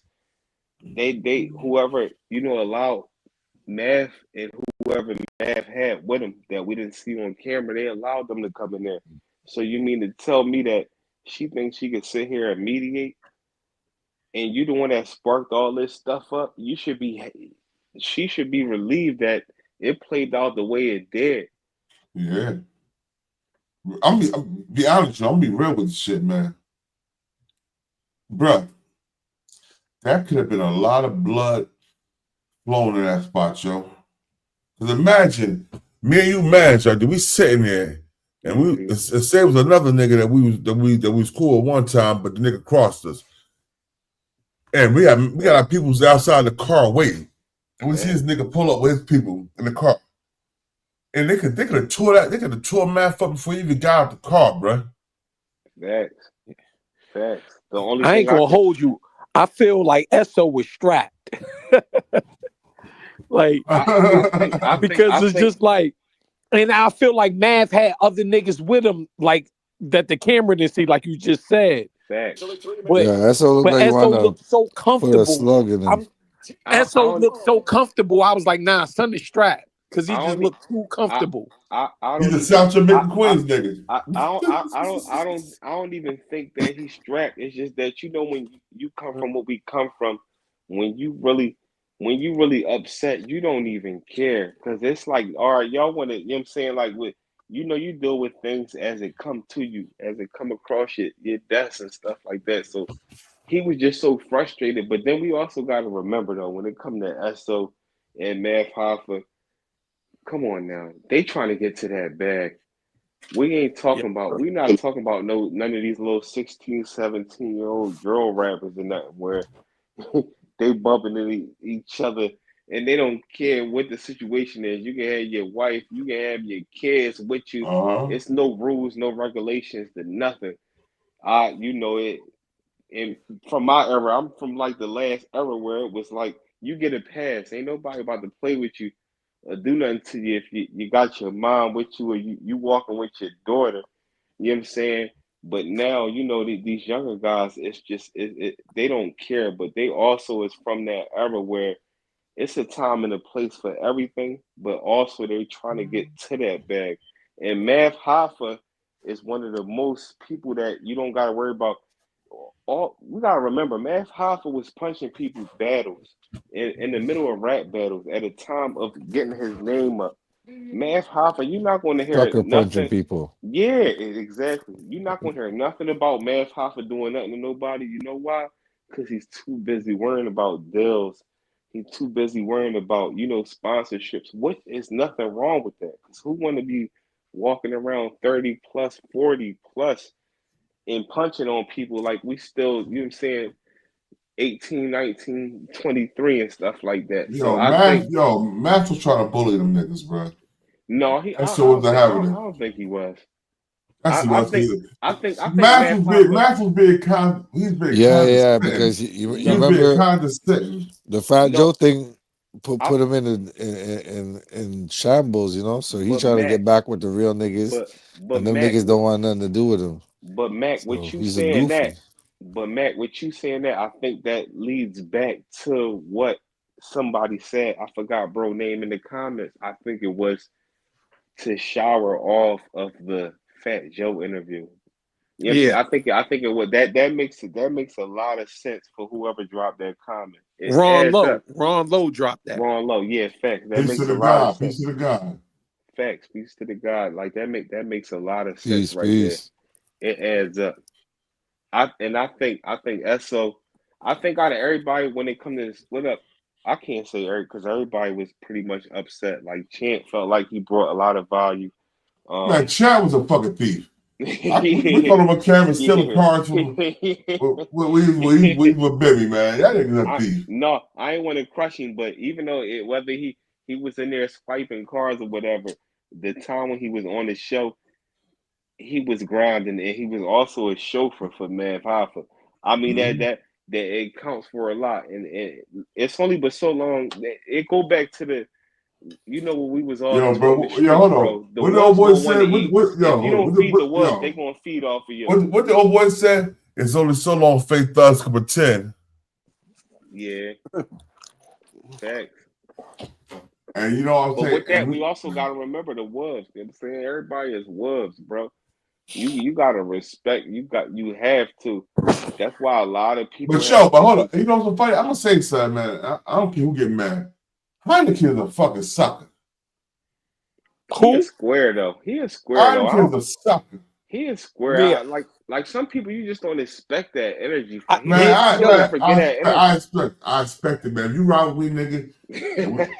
I feel like that was a sucker move. I feel you, boy. I feel like man be telling Hynaken different shit than he be telling Esso, because you could see Hynaken knew Math was coming, so they have to be in some type of communication.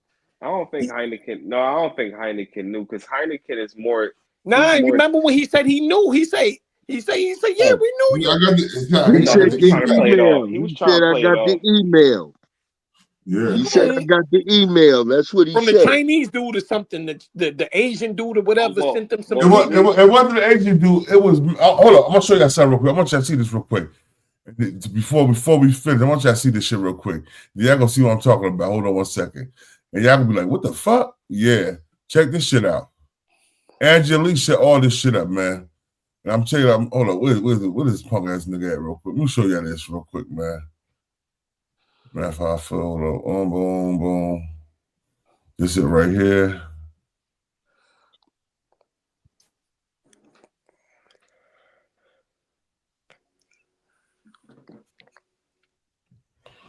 Here we go, y'all. Hold on 1 second, y'all. Hold on 1 second. Here we go.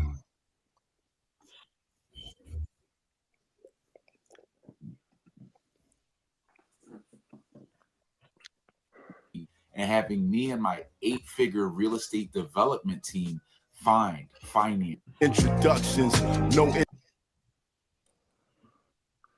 Yeah. How that shit go? Yo, y'all man, gotta see the transitions. How they. I You know do what I'm good saying? transitions. I'm good. I know my transitions. All right, y'all. Y'all want me to talk about it? Yes or no? Absolutely. Yeah, hell yes, yeah, no, nigga. no, yes, yes. I'm getting text messages asking me to tell you to talk about They it. said my eyes look crazy. They did, bro. When you do the They did, bro. open your eyes, the Look big, at me, bro. But how did that conversation? Hold on. How did that conversation start? Huh? How did that conversation start? How did the whole thing start? The whole How y'all get into situation space with each other? All right. So Angela Yee lined them up. Don't do that. Ange ain't do that. She ain't do that. She ain't do that. Ange did not do that. Kim did it. Kim did it. Kim? No, it was like a coincidence. Let me tell y'all how it went down. Because now, actually, like I was laughing and I did think it was funny. I'm gonna call I cap didn't on you, think Kim. you're gonna call cap on I'm me. gonna call cap on you if you cap a little bit. I don't cap. All right, cool. I don't cap. All right, no cap. Yeah, no cap, Kim. no cap. I don't. Everyone knows me. I'm a truth teller. That's what I do. Right. So I don't cap. So let me think about what I was gonna say.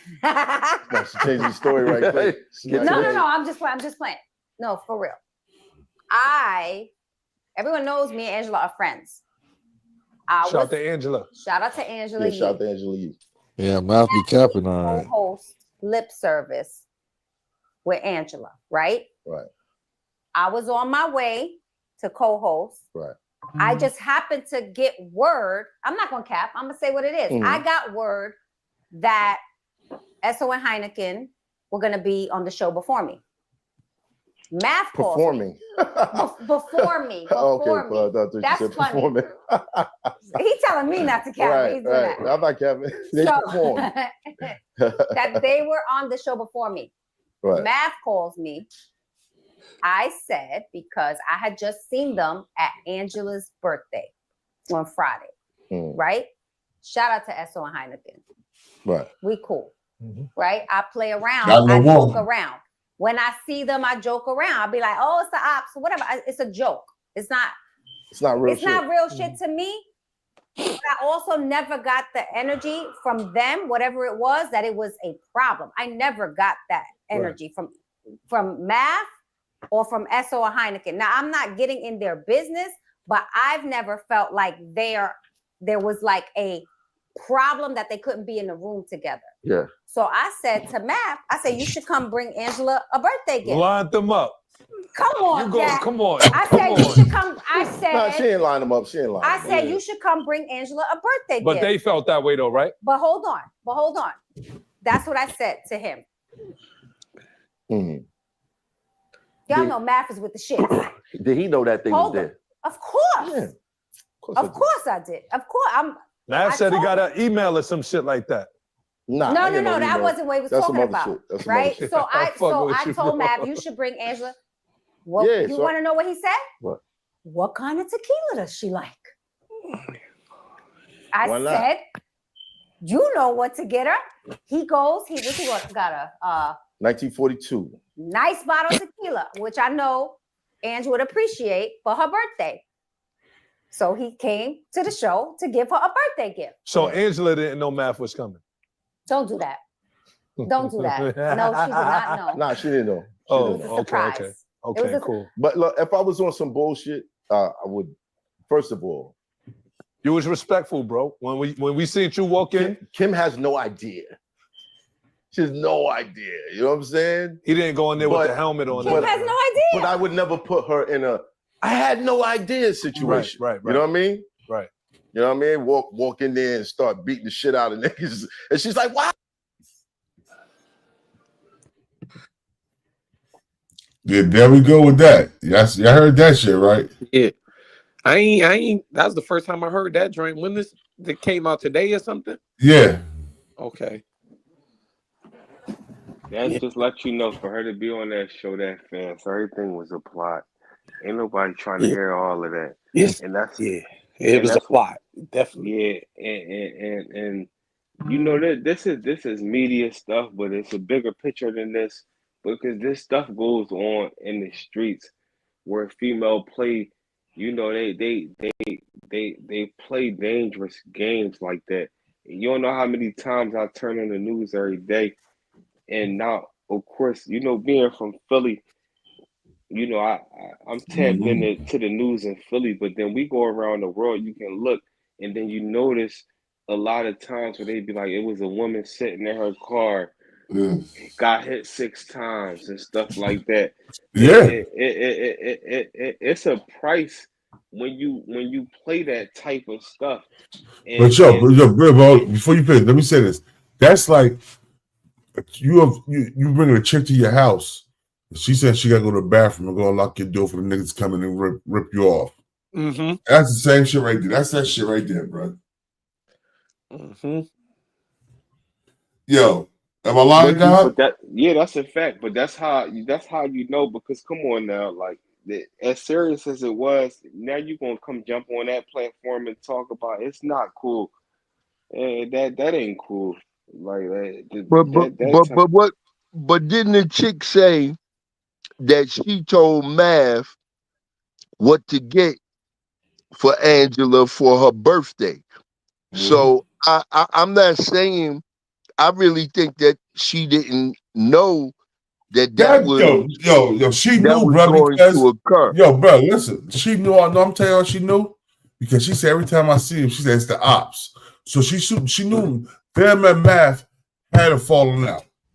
Yeah, but they was bullshitting with each other. They even said that they had seen each other at that other joint that Jim Jones had thrown just recently.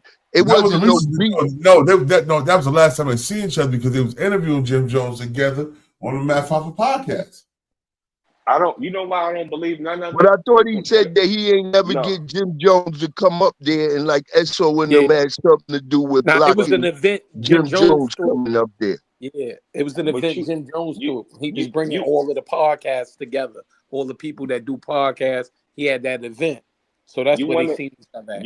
Y'all want to know how all that is cat? Because we gotta also remember, it was a point in that podcast where Esso had looked and said hello and was waving. When he said that, Angela Yee was like, "How did y'all see them?" Like it was that type of response. So she knew that they was there. They be playing them type of games. You gotta remember, you talking about somebody like Angela Yee. She was side by Charlemagne. She was side by side with Charlemagne, where Charlemagne was tearing their guests apart. He was listen, I didn't see Charlemagne put himself in positions with rappers that got busy where he could have potentially got punched in the mouth to the point where for my son Beanie Siegel. Exactly. Beanie Siegel wasn't playing with him. But let's not forget when Charlemagne Birdman played with let's not forget Birdman, but let's not forget when Charlemagne played with Little Kim, and that's what got them hands put on him. So you gotta remember, she branching off of that era of the internet / radio. So everything with her is evolved around gossip. So she's still, around drama. So at the end of the day, she want to take off. She understand how that game go. You dig what I'm saying? The problem is that, it could have got bad. It was all a lineup. Everything was a setup. And then we know that you gotta know females is conniving, bro. Like if you got you can have a group of females, it could be 5 of them, and 4 of them will sit up and have a plot lined up for one of the other females. It's the same way when it come to guys. Guys get backdoor all the time through females. So females they you know what I'm saying, they just different. Like, yeah, I'm gonna keep it like this. I'm gonna be honest with you, bro. I'm just saying, if that was me, that bottle I had in my hand to pour my drink, I would have smacked her across the face with it. Because now I feel like you lined me up to get me hurt. But then you gotta worry about the legal action. That's where the innocence come in. Ain't no innocence when you lining me up to get particular possibly hurt. Matt had bodyguards. You know what's going to happen to you after you react like that. You already intimidating just in size alone.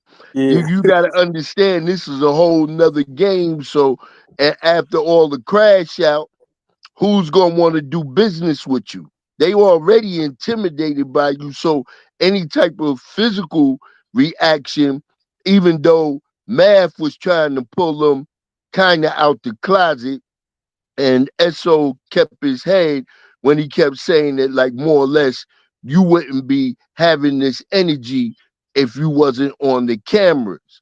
So at the end of the day, it's just real. We can't be real no more. That was a response from a long time ago where you could just go upside somebody's head. But nowadays, if you do that shit and it's out in public, any type of business that you're trying to do from that point on, there comes the fear or the justification for them not to deal with you. All publicity and entertainment is good publicity. I don't know if all publicity, but I can dig what you're saying. Yeah, I don't know, man. Yo, put like this. Wabu know me for many years, over 20 years. Wabu. Yeah. What would I have did to keep it real, Wabu? You know, what would I have did, bro? I think you would have did what you just said. Or you would have definitely jacked somebody up. I ain't gonna hold you. Yo. But Wabu, look at Born compared to Esso. But is that the right? We talking about night and day. We talking about tigers, lions, and bears. That's a whole different ball game, Born. You know what I'm saying with that reaction right there. First of all, Matt ain't even gonna be talking to you about what's gonna happen off the camera. He gonna be more in the fear of what's gonna happen off the camera. And this is where I'm saying individuals deal with individuals that they know that they can do certain things. But check this out, guy. Yo, guy, he know this. The biggest drug dealers in Roanoke, Virginia, niggas coming from prison, I used to punch him in the mouth just for breathing. Okay, this is what I'm saying, Born. This is what I'm saying. It's a whole different ball game. But listen, if a nigga don't know you like that, they will try you. I had little niggas try me before they didn't know me, bruh. That's a fact. They will try you, Lord. And you punch them in their mouth. You know what's crazy? Out of this whole thing, you know who I want to hear from? I want to hear from Bigger. I want to hear what he got to say. And I want to hear what Space Ghost got to say. Because them two opinions would be crazy on this topic. Space Ghost and Bigger. Oh, let me see if I call Bigger right now. Hold on 1 second. I know you know Bigger too. Yeah. That's like those two opinions would be crazy. Yo, this definitely gonna blow up, Born. She got like $110 already in 2 days. But the thing about it is, this is at a time where this Jim Jones and Cameron and Mace and 50 shit is so hot. But I think it's definitely going to pick up. You know, I think 50's a bug out though. Like I think 50's a bug out, man. he put that old information up there about that Jim Jones thing, and I don't know. Well, you know, on Doggy Diamonds, right? I just was watching it earlier today. Yeah, Doggy Diamonds got a call for Mel Matrix. Yeah, and that's my son, Doggy Diamonds. Mel Matrix said to him on the phone, they had a 40-minute conversation. Y'all can look it up. He said Mel Matrix said that Jim Jones did not tell on nobody, and that Jim Jones' name was not in no paperwork. And you know what's so ironic, right? One night I was on my way down to Charlotte, and I had pulled into a gas station off of exit 71 on 85.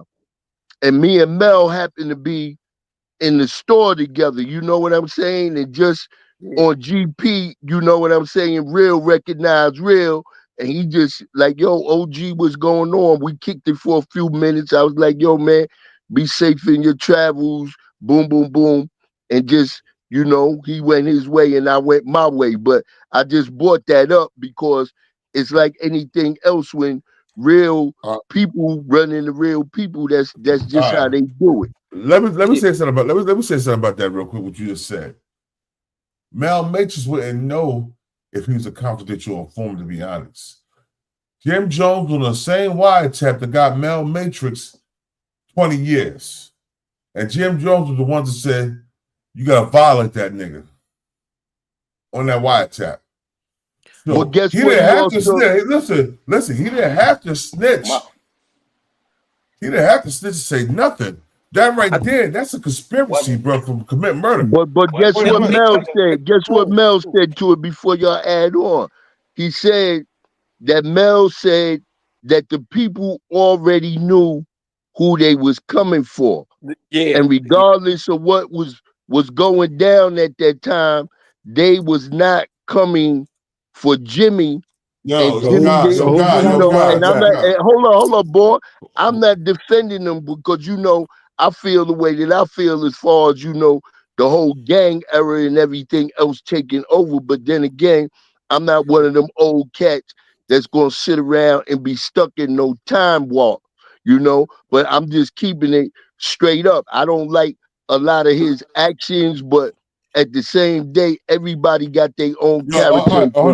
Yo, guy, let me ask you a question, guy. We on the phone. Me on the phone. And I'm like, yo, guy, you got to get that nigga a super universal.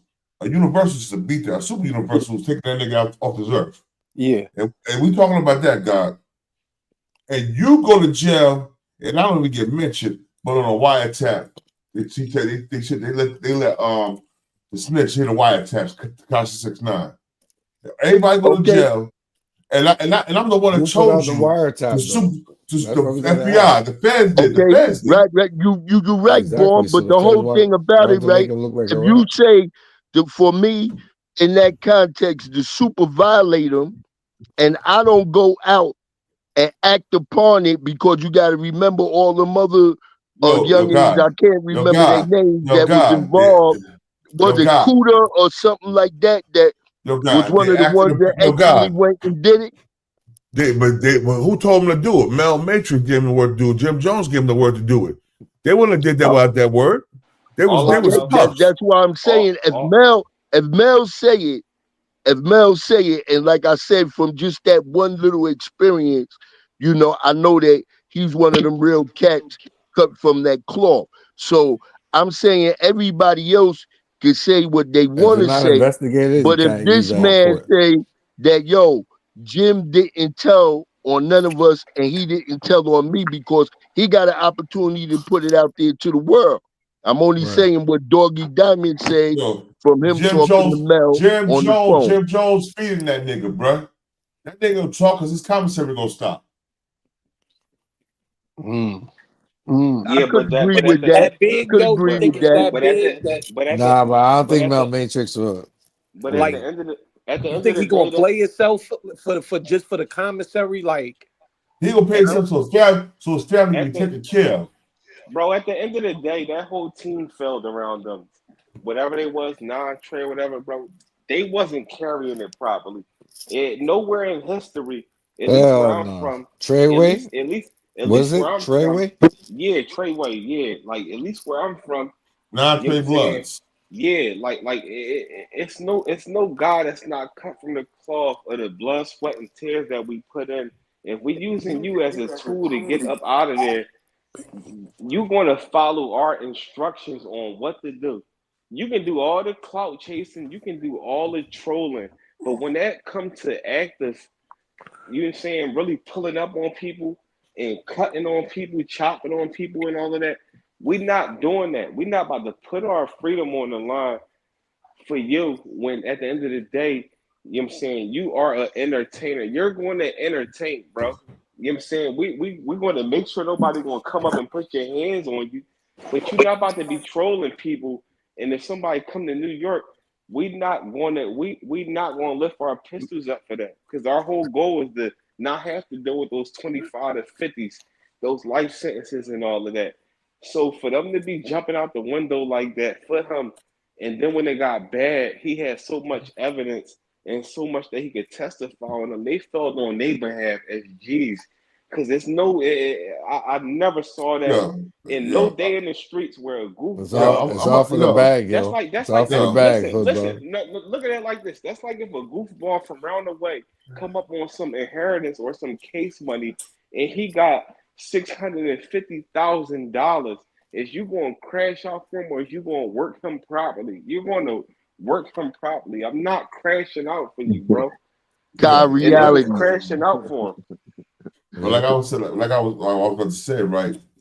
Yo, you got to think about the shit they did to this nigga before the case even came. They was robbing this nigga. They was threatening to kid because he fired a lot of niggas. They was threatening to kidnap him. They kidnapped the nigga, beat him up, robbed him. They was threatening to hurt his mother. They was fucking his broad. Bruh, that little punk ass nigga, he was going to tell us he wasn't built like that.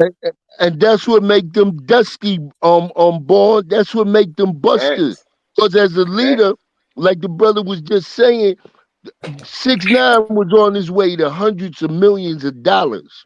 Exactly. And you dealing with niggas that ain't used to having absolutely nothing, and they taking the street thing. That's why 50 got rid of Bang 'em Up smurfing them.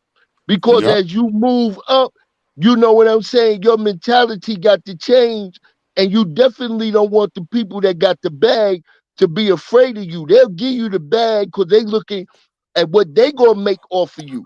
But if they feeling already out the gate, you're gonna be more of a problem than anything. And this is why the drill rap and everything else is being successful, because they ain't gotta be signed to no big corporation. If they throw some shit up and they make 2, 3, look at NBA Youngboy. He ain't had to sign to nobody. He turned down 60 million because at the end of the day, he ain't got to do nothing but get up on there and stream, and he gonna do his thing. He gonna be at the head of the Billboard charts and all that. The game has totally changed, man. We in the age of information right now. You know what I'm saying? It's just like us trying to go back as early 5%ers in the 70s and the 80s and all that, and saying we gonna still be on the street corners building. Let me ask you one question. We'll go to Math Hoffa. Let me ask you a question real quick. What y'all think about what Jim Jones went on that interview and said about Cam and Mason 50 on that interview? Man, I don't think he really said nothing that bad. No. But basically, that leads back to pretty much what's going on. Sometimes, bro, you gotta be thankful for the opportunity. Jim was looking for a viral moment. No, but you gotta be thankful of the opportunity that you was presented with. Like at the end of the day, we know Jim Jones ended up becoming a rapper. You didn't come in the game as a rapper. Cam was that guy. Jewels was that guy. Everybody that was in Dipset. Hell Rell was that guy. That's what I was about to say. Everybody besides Freaky Zeke and Jim Jones was active as far as Dipset. Yo, my boy Rodney Floyd. Salute my OG Rodney Floyd from Eastwick, man. Stand strong, bro. I see you all support me, man. I appreciate it. Yo, Doggy Diamonds also showed on that clip where Jim Jones was saying that it was because of Cam and Mace that he decided to go in the booth, because Cam said to him, yo, your regular natural energy that you got out here, that's the shit that people want to hear. You know what I'm saying? And Mace taught the nigga how to rap. Mace taught the nigga how to rap. He said Mace and them, they gave him the format. And this is what I'm saying once again, as to the whole thing right there, right? Because the move that when they started talking about it, first of all, Jimmy, you getting your chips, but you're not doing numbers like Cam, Mace, or 50. So what had happened is that Jim was saying, yo, I got the hottest record out right now, and 50 is inviting me to be up here. The whole thing that it always boiled down to is, if that's your man, that's something that y'all need to iron out first before you make a move, because now 50 came back around and made it look like a joke by saying, look, you see how quick I could get your man to come up here? You know what I'm saying? It's just like a nigga telling you, yo, man, that's your broad. What I'm telling you, nigga, I can have her. You know what I'm saying? So he gonna go and make the extra offer, you know what I'm saying? Or he gonna buy her something super special, and then next thing you know, he knocking her off. So it was a thing like it's the loyalty about how you express and you put out your dirty laundry. And a lot of times individuals have beef. Like if me and Born, if a nigga come behind my back and say, yo, Born said this, that, and the third, right? As a real individual, before I take it any further and say something about Born, I'm going to talk to Born. That right there is supposed to be given, because you my man and we run together. And like you always got that snake in the grass. You know what I'm saying? Like we say in the lessons, the devil come amongst us to tell lies, steal, and cause confusion amongst the righteous people. You know what I'm saying? So at any given moment, that can always be the basis. And we always know, man, the trick with him don't never change. It's always called divide and conquer. So I see Jimmy's aspect to it also, that, yo, I'm hot, I'm moving right now, I'm making a move that could better my career, but you making it a move with an individual that got beef with your man that brought you into this game, that gave you a chance to sit at the table and eat, and even told you how to go about eating. It's like, and you hit it on the nose, you know.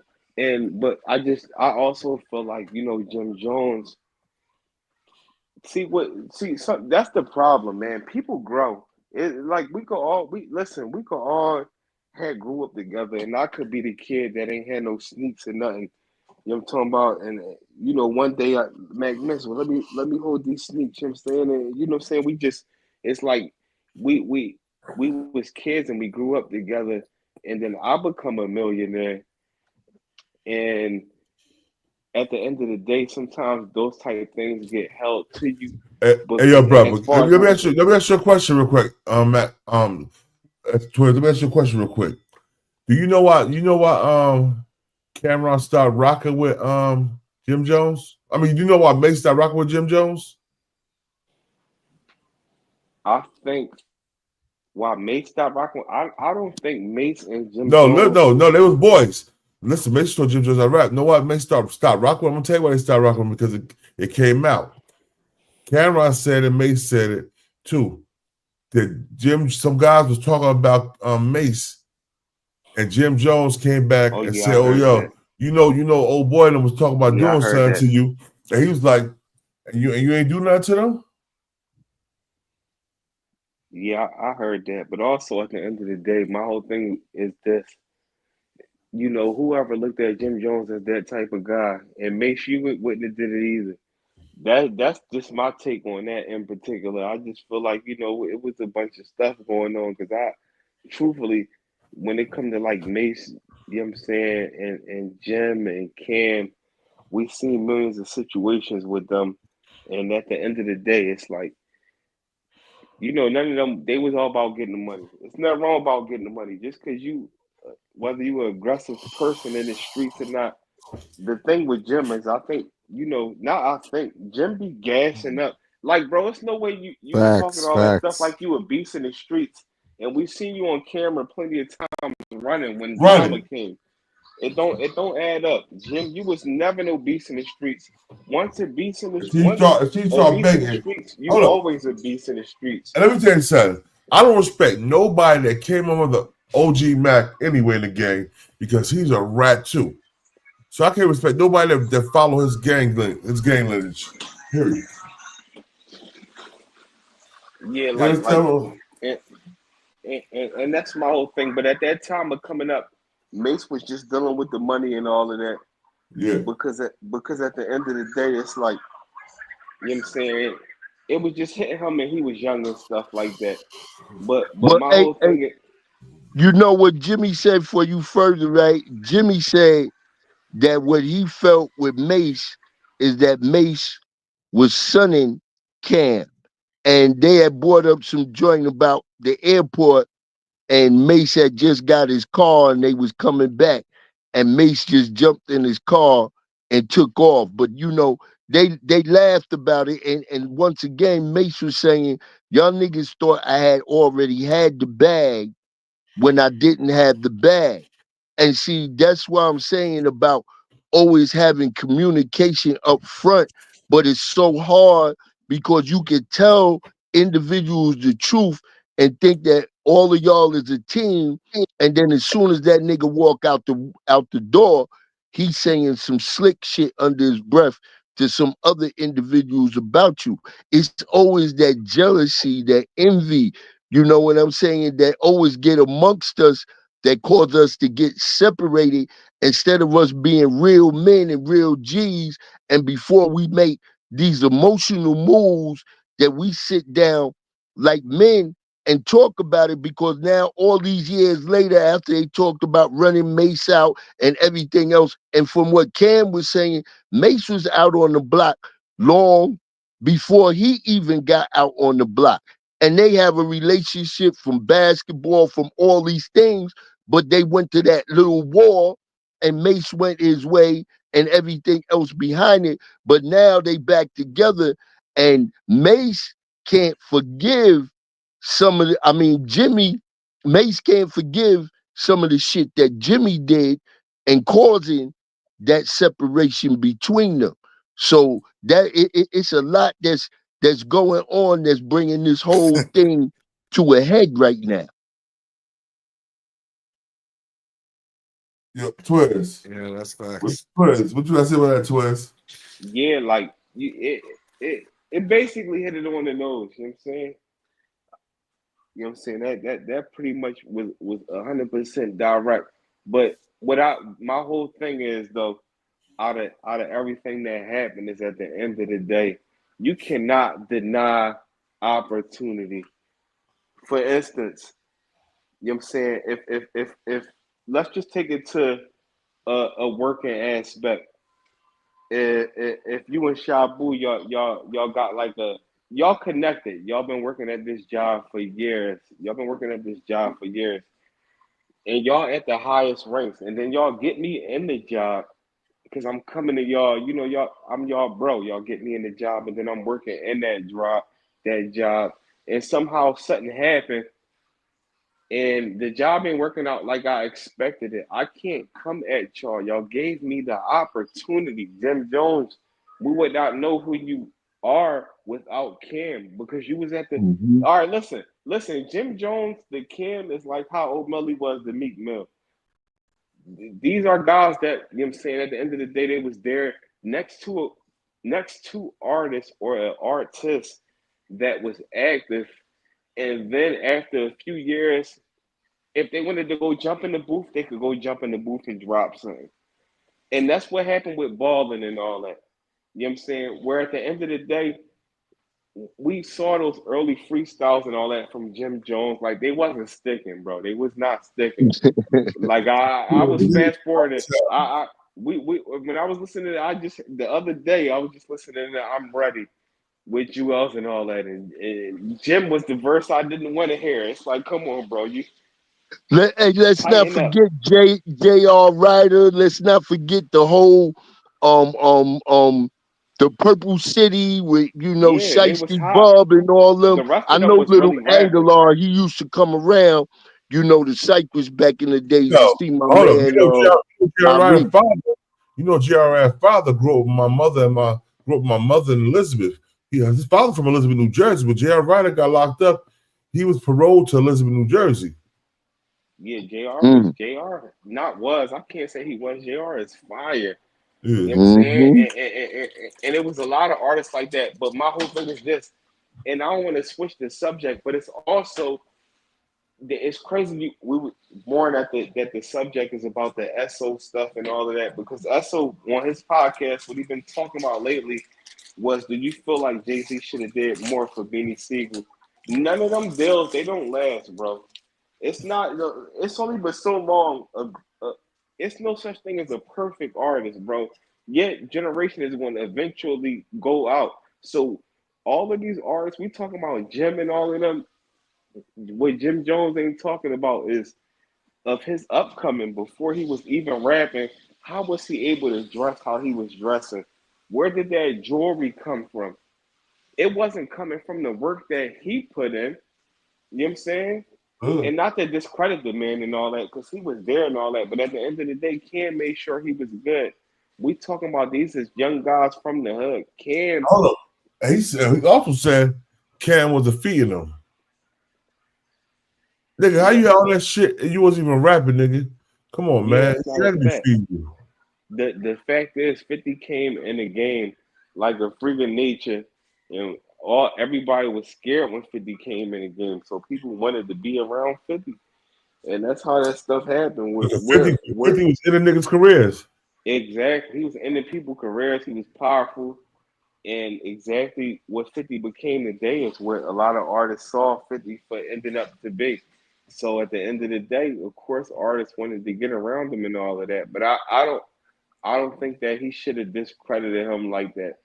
You know what I mean? I don't think Jim should have discredited him like that, because Cam didn't even discredit him. He was just speaking indirect. And who knows, man? I don't know. But we also got to remember that Jim Jones came to Cam years ago and told Cam that they should start a fake beef. So this could be all the situation.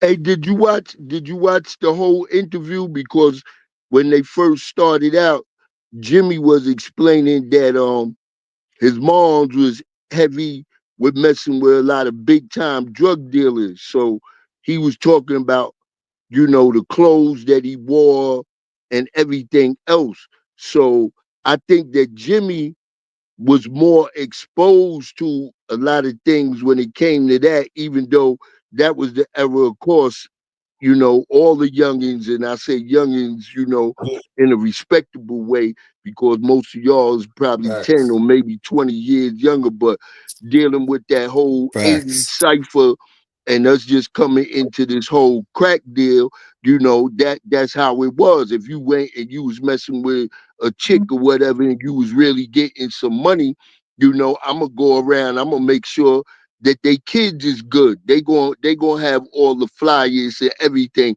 And along with that, those children are going to be exposed to that environment. And that's what I say about the whole rap industry, the whole hip hop and everything. All that comes from us being out there, all the way to nowadays. They might switch up the fashions and everything, but the jewelry, the cars, the everything that came along with those economics is what created those environments. So they might have been a little bit of help to each other in a lot of different ways. But the way I look at it with Cam and Mason, they was exposed to it, and they knew how once they got in the door, they might have got jerked maybe the first couple of times or whatever, but once they got on to what it really was, you know what I'm saying? He knew, like, yo, instead of me tricking this 100,000 or whatever,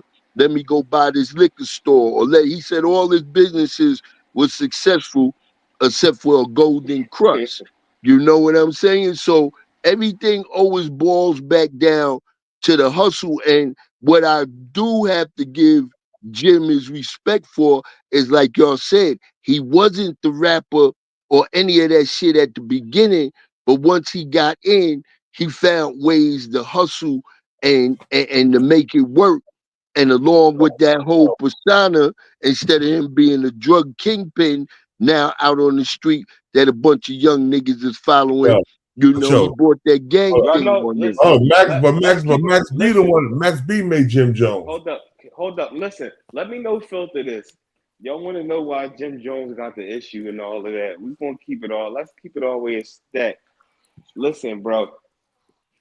It's two people that Jimmy got an issue with, Dame and Cam. This is as of today, and as of pretty much around Dame too. Like since like mid 2000s, he got an issue with two of them. Let's keep it a stack. They know damn well that Cam acted Alpo 110%, and we all know that Alpo was dealing with Chrissy before Jim Jones was. Yeah. At the end of the day, he was sick. And listen, Cameron made Alpo famous. Between Cameron, and I mean through the world, because people ain't, but outside of Harlem ain't know who Alpo was. Between Paid in Full, and then they did that game, and with that game between Paid in Full and that Game Over DVD, it was a wrap. So it probably was a grudge ever since then. If you think about it, they've been beefing when they were still together. Like it's crazy though. Jim Jones knew that Chrissy was getting smashed by the whole Harlem. Unique was hitting it. Apple was hitting it. Rich Porter was hitting it. Probably Brooklyn Hustle was hitting it too. You know what I'm saying? What's the boy name that Apple had killed at DC? Wayne Perry. Wayne Perry. Damn, my fault. Demencio Benson. Demencio, yeah. I bet you Demencio was hitting it. Y'all know what that was over, right? Y'all know what that hit was over with. All right, okay, because I used to mess with Tasha's the chick that he married, her cousin. She's originally from out of Brownsville. Ooh. You know what I'm saying? And that was all over Demencio, you know what I'm saying, calling her a bitch, you know, and Alpo didn't like that. And that's how that whole real shit right there really popped off. Alpo was killing Demencio because Demencio was a boxer, was knocking niggas out. Yeah, he was a pretty boy, but he, you know what I'm saying? Demencio got down, man. You know what I'm saying? And that's what I'm saying. Once again, all that shit resort to the character of an individual. I was going up to the rooftop back then with my man Albu and them when they had their little joint out, Divine Force. You know, he made a joint called Holy Wars that he talked about us in that one, and the Great Civilizer. And we went up to do a show up there at the rooftop. That was the first time I went to the rooftop. Harlem World, all that other shit I was at. And when I came in that night and we was up there, it might have been some shit with Poe that night, but, you know, I seen that shit on live screen with, you know, Poe having videos up there back then with him fucking girls and shit like that. Like, he had his character, man, but at the end of the day, my thing be about with a lot of them individuals and even the ones that ratted. I'm just gonna keep it real. You can't say that in that man's face, then that don't count. It was just like Sub-Zero showed the joint where everybody talking about Jimmy and Alpo, and he played the joint from Poe saying that he laid on the block for about an hour, and when Jimmy came out, he pulled up on Jimmy and shook his hand and said, you know who I am. And he ain't know, and he said, I'm Alpo. And Jimmy started riding right then and there from that point on, because one thing about individuals that was real killers and everything, and I don't support no rats in no shape, form, or fashion. My thing is that if you was real about what you was doing, I mean, as far as that body count, they talk about Poe once he hit DC with Wayne Perry, but let's not forget, before Poe went to DC, Poe was known for putting his gun game down. And we was running wild in Brooklyn and going up the Harlem World and all that shit like that. But Poe, had his strike with that. Yo, God, let me tell you a story, right? This is when I was young. I was growing up, right? It was this OG nigga, you know what I'm saying? He used to get money. He brought up snitching. He came home for everybody. When he came home, nobody wouldn't give him no work. So he started robbing niggas, right? The same killer nigga was robbing niggas, right? And the same killer nigga ran up on me, pulled up on me, right? And you know what I did? I crippled that nigga for the rest of his life. The nigga died walking with his legs, put the 2 knees knocking. Because I blasted that nigga about 10 times in the lower body. Too much, boy. Nah, no, it's this is no. I didn't kill him. He alive. He was alive. He died at old age. But yo, I'm gonna tell you some funny shit, right? I came with my fan bid, right? And I see, and I'm going to the store, and I see dude. And he was like, yo, he was strung out heroin or crack, whatever he strung out. He's like, yo, you got a couple of dollars so I could get something to eat. And when a nigga seen me, I seen the nigga piss down his leg. When he realized who I was, he pissed down his leg, God.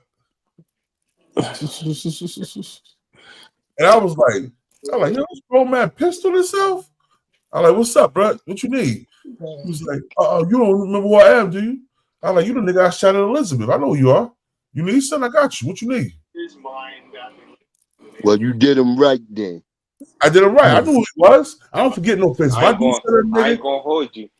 And I ain't gonna hold you. No disrespect to New York. Shout out to the New York, the solid stand-up guys. But that's the only area in the world, in America, I can see that glorified people that told as much as they do. Like, I be hearing a lot of people talking about real rant, bro. Real rant. I be hearing a lot of people. I said like King Earner, the dishonorable kitten. No, seriously though, bro. Like, I be hearing a lot. I be hearing a lot of people that be talking about the work that Alpo had put in certain people. Even like Frank Lucas, like every story is based around people that told, from the mob to everything. But that's right. At the end of the day, I know from the curve that I walked on, it was people that the world don't know that was doing that same type of, putting that same type of work in, but didn't get glorified, stood tall, whether they got buried or they got 300 years, you know what I'm saying, in the penitentiary, and don't nobody even know who they are. It'd be like, God damn, like, I don't be understanding it, bro. Like, Boy, let me just say one thing to that. What you saying is right, and I just want to correct a little part of it because, like I said before, my biggest joint was 165 to life. You know what I'm saying? On 6 attempts on New York City police officers, and I'm not glorifying none of that shit. No actions. I could tell you a bunch of shit. You dig what I'm saying? And I took my shit to trial, and anything that I ever, first of all, I ain't even the type of person that want no co-defendant, because if me and you is together and they got to go down on some truthful shit, you got to have just as much to lose as I got to lose, or let me handle my business and you watch my back. So when I say it in reference, when I'm talking about Poe, or I might be talking about G from my project, a bunch of niggas that I know that did that. But if we look at the reality of where this world is really at right now, and this is why they say with us old niggas, yo, we don't want to hear none of that old shit, because none of those rules apply anymore. And even back then, when them dudes was taking 40 or 50 years for their crew, the individuals that was out there was still making sure they ain't had to worry about commissary, was making sure, like, if I go to see my man, I'm going to knock on the door. I'm not never even going inside the house. I'm going to hand his woman that stack or whatever I got to hand her right there, because I don't never want it to be where I'm in a position where she can say, or somebody can say that, you know, I'm over there, Father, you see King and his woman. It's just that it's a whole bunch of different rules. God, and for those that know what he meant when he said, Father, you see King and his women, that means smashing this chick. Right. Yeah. So what I'm saying is right now, none of that shit exists anymore. The rats, the you know what I'm saying? The woodies, the individuals that come out, no matter how much they flip it, because right now we living in a world where all that's justified. We living in a world right now that you get millions, and the only reason you attracted to this broad is because everything that she got going on is fake. From her hair to her titties to her ass to everything. So we're not playing by none of those rules anymore. Like I tell Boy when we talk on the side, I say, when you come with that real shit or that loyal shit or whatever, them young niggas look at you and they say sucker on the top of your head, because you automatically know this is why the feds and the criminal system is so successful. Outside of cameras, even before the cameras, you know what the criminologists said, the reason why they so successful? Because everybody is telling. And that's no justification for it, because at the end of the day, you know what I'm saying? Like the old TV show Beretta, it say, if you don't do the crime, if you can't do the time. You know, if I'm out there with some young brothers and they jumping in my car and I know that they got guns and everything, I'm telling them off the rip, look, if we get pulled over, I got license, I got registration, but that gun that you got on you is yours. Don't do no sucker shit and slide it underneath the fucking seat. And now all of us got to go to jail for your mistakes. Live up to the consequences. If you can't handle the consequences, don't be involved, because when it come time for them to come for you or for these niggas to catch you slipping, you either gonna get buried or it's over.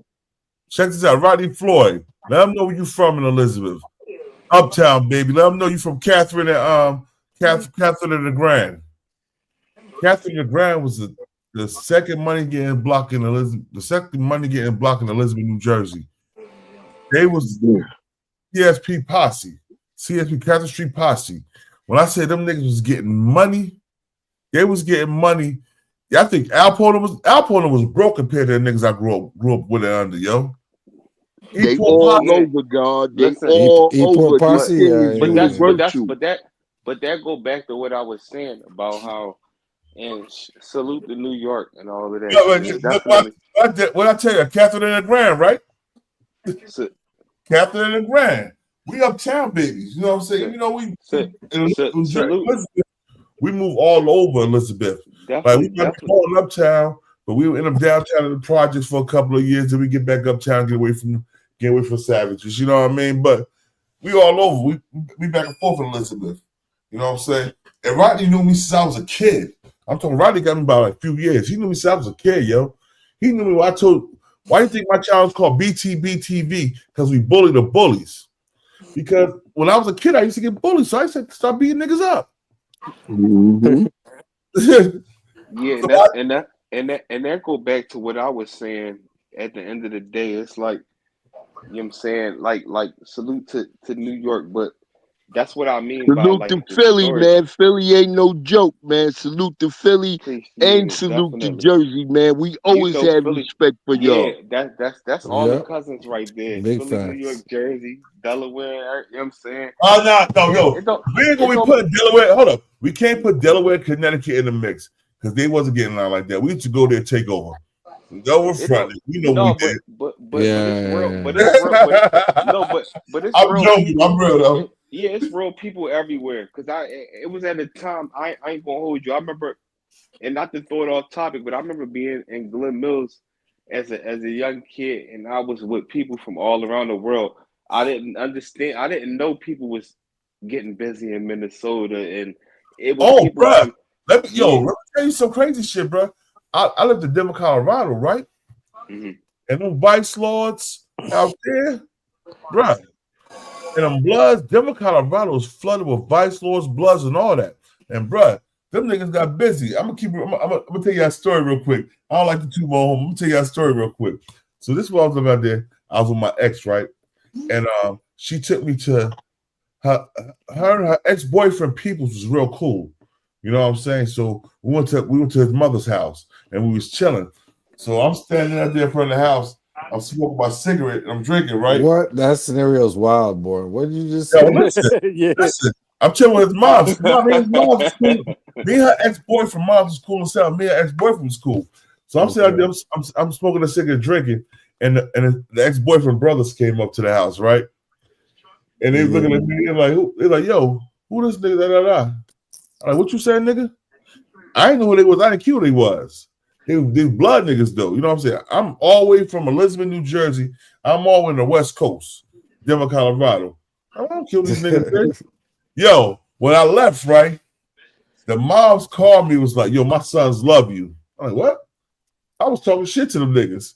She's like, that's what they love. They like, you wasn't scared. Why should I be scared? Man, I came from the dirt, nigga. Shit. But that facts, and that's all I was saying. Where at the end of the day, New York, they got a lot of big movies out there and stuff like that. But it was a lot of people that was getting money, and that was before my era. Because by the time my era came up, it was washed up. It was washed up. We didn't get the chance to where it. You ain't see a good crack money. We might not have had good crack money, but depending on what part of the city you was hustling in, you was getting. You know what I'm saying? You could get to it. Like the crack money was still jumping in my era. It just depends on what area you was hustling in. But most parts around the world and even in the city of Philly wasn't jumping like that. Let me ask you another question. Because they was overdoing with stepping on stuff and all that. Like they was maxing out the connects and all that. Hey yo, let me ask you another question. I'm jumping subject to subject. I'm gonna do a subject about this tomorrow. What you think about the FX1 with Skip Bayless offering that chick $1.5 million just to hit? That's crazy. I don't believe that. That's just he did that. I believe that shit. Nah, that's too much. Your boy Steven A. Smith said he said he worked with him. He said it's hard to believe because he wouldn't even come out with $15 out his pocket. Yeah, that price is diabolical, yo, and all that. But I know she was a real badass chick, so for him to offer that and be who he is, I guess he might have thought that Power U was worth 1.5. How many kingpins y'all know that go to a strip club and throw $100,000 on one chick and still don't hit the skins? That never. You ain't been in the right strip club, nigga. You ain't been in Atlanta. And they not giving it up though. You throwing 100 and they ain't giving it up. Oh, you ain't getting it, bro. Nah, you a fool if you do that. I used to be in Stokers and all that with BNF. Yo, guy, am I lying, guy? Yo, guy, I done been. Nah, you ain't lying. I done been in the club with Meeks and all them niggas at times, but it all depends on how it's played. I'll tell you the other night, born about the chick White Chocolate. She used to be Master P's chick. But when I was down there like 2005, 2006, before Meech and them got knocked off, my man's chick, she was one of the ones getting them all the houses. So we used to be up in the club with them niggas when they come through. I remember it was a night with some cats came in from Louisiana and they really had some bread. The shit went from dollar bills to 20s to 50s to 100s, right? And I seen her like about 3-4 days after that at the Cheesecake Factory. I said, yo, how much money did you make last night with them niggas going to war throwing. She said, Shy took home like 15 and some change, 15 bags. This one dancer, you know what I'm saying? But at the end of the day, like you said, even though the rappers could do it now, it was a lot of street niggas that was out there that was really dumping that money because cats to see a certain crew, and instead of them getting mad, and this is what I'm saying, there's a difference too. It's a difference between the hater and the congratulator. If we go there and your whole crew pull up in the new Lavis Benz or BMWs or whatever, then that night is y'all night. Y'all stunting. It's the team night, Supreme Team, or whoever it may be, or it's Cat and them crew or whatever. So you gonna get your shit together and say, yo, maybe we might not need to show up for about a month. Let's really get on our grind so when we could go back up in there, we could really show out. But nowadays, everything is gonna turn into that hate shit instead of it being like, yo, if you shine, I can shine. You know what I'm saying? Yeah. So that's why I believe Skip Bayless is an old, wrinkly white man. That young girl ain't giving him no draws. He probably offered her 50,000, 100,000, 200,000. He's like, fuck, she ain't taking that. Well, what about 1.5 million? He said, it's my turn. That's just too much bread, though. Yeah, 1.5 mil. I agree. That's like, too much bread. That's just too much. You can look at Skip Bayless. I feel like that nigga. Listen, bro. That nigga. It takes somebody to Olive Garden. He probably fucking hold he probably hold a penny harder than the damn set of vice grips. He just got that look on him. Like I can't believe that on some real rap. And that go back to even the strip club, which y'all was just talking about. It be the people that be trying to prove that they up and getting all that money. Them white guys that been rich for years and all that, bro, they ain't giving all that up like that. You heard what Cam Newton said, right? You heard what Cam Newton said. He said, "I go to the strip clubs for the niggas." Exactly. He's like, I want to outshine these niggas. Let them know I'm getting more money than them. Yeah, and why you doing all that? All these hoods, that's why you doing that. These same young boys in the hoods dropping 5-6 shots in each other's faces over the hunger of money. You know what I'm saying? And that's the revolving doors right there, bro. When we get up and our culture get up, that's what people do. Let's stunt. Let's go. Rappers get up. What's the first thing a rapper do? They buy a chain. They don't even be owning houses. Hey, hold on. And check this out. Buy a chain. And Wabu, check this out. Wabu. Yeah. You remember when me and my brothers run security for JB's, right? Yeah. You remember all them big time dope boys coming in? Uh-huh. They have all that jewelry on, all that money on, and they want to start shit. When they come out there, they be naked from jewelry and money. I knew you was getting ready to say that. You remember? Hold up. You remember that day? I'm gonna keep it real. That's over 20 years ago. You remember that day when motherfucker? I forgot his name. He was talking shit. I had him in the bathroom. You was there because the boy was DJing that day, I believe. Yeah. And I found a nigga sleeping in the bathroom. All his jewelry, his money was gone. Yeah. Now that was that Blueberry, right? That was that Blueberry. That was Blueberry, yeah. Yeah. And they like, yo, they don't know what happened to son. I know what happened to him. I knew the whole time. I knew the whole time. Sleep in the bathroom, huh? This nigga was talking shit. We came in the club. He kept talking shit all night. So I see him in the bathroom. I went in behind him. Yeah. You done did that a few times though, man. Yeah. But that 1.5 though, man, that's just too crazy. That number's just too high. She wilding. She made that up. I believe he was trying to get at her. He was really trying to get at her, but 1.5. Bill Gates ain't doing that. Yeah, Vince McMahon got caught up in saying he wasn't even paying that. He a billionaire. Vince McMahon is a billionaire. He way richer than Skip. Skip seemed like he got a nasty attitude. Like he could cut somebody up. Yo, if she said 5,000, I would have believed it. But you think she would lie about that? 1.5 is a big number. That 1.5. It's just the destroying. But yo, Marcellus Wiley also said that he was hearing about Skip trying to get into all the women like that when he's working for Fox Sports. Now I believe son is a freak.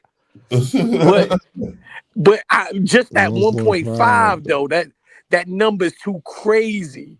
He's still a celebrity at the end of the day. Yeah, at the end of the day, you got rich tricks, There's a lot of them out there.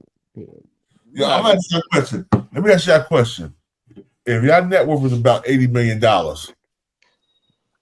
and y'all knew y'all couldn't get the chick that y'all wanted, but y'all wanted her, you saying, I'm talking, you got the money to blow. It's the money ain't nothing. You saying if you can get it for 1.5, you wouldn't get it? No. There's just too much. Nah. That's too much. Nah. Niggas play college tuitions in the strip club, bruh. You talking about 1.5? You talking about one college tuition like 100,000 though. Listen, 1.5 million, bro. Niggas is from the gutter. Nigga ain't giving up 5,000. Are you crazy? Come on now. And niggas, we all married and all that.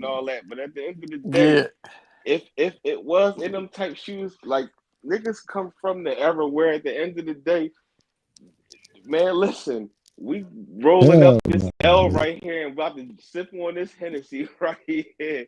Listen, some chicken shack. Can be fried chicken. Nah, listen, she gonna take this $40. Oh, Dad, you did 40. Straight up. 1.5, but that's them guys that they don't come from what we come from as well. So I can't, they can't relate to us and stuff like that. But who knows? Because them guys that do be having that money, they be sick. So it might be, it could be something that trigger him. Like who knows, man? If he said 1.5, that was just the front, like maybe to get her in the room. So what if she would have been like, yeah, I'll take the 1.5 and took that money and burned them? Like, how do that work out? Like, send me the money. I don't see no broad turning away 1.5. Yo, yeah. I can see it, bro. I can see it, bro. She's Muslim. The broad's a Muslim broad. She's Arab. But 3/4 ain't covered though, right? She Arabian or is she a white girl?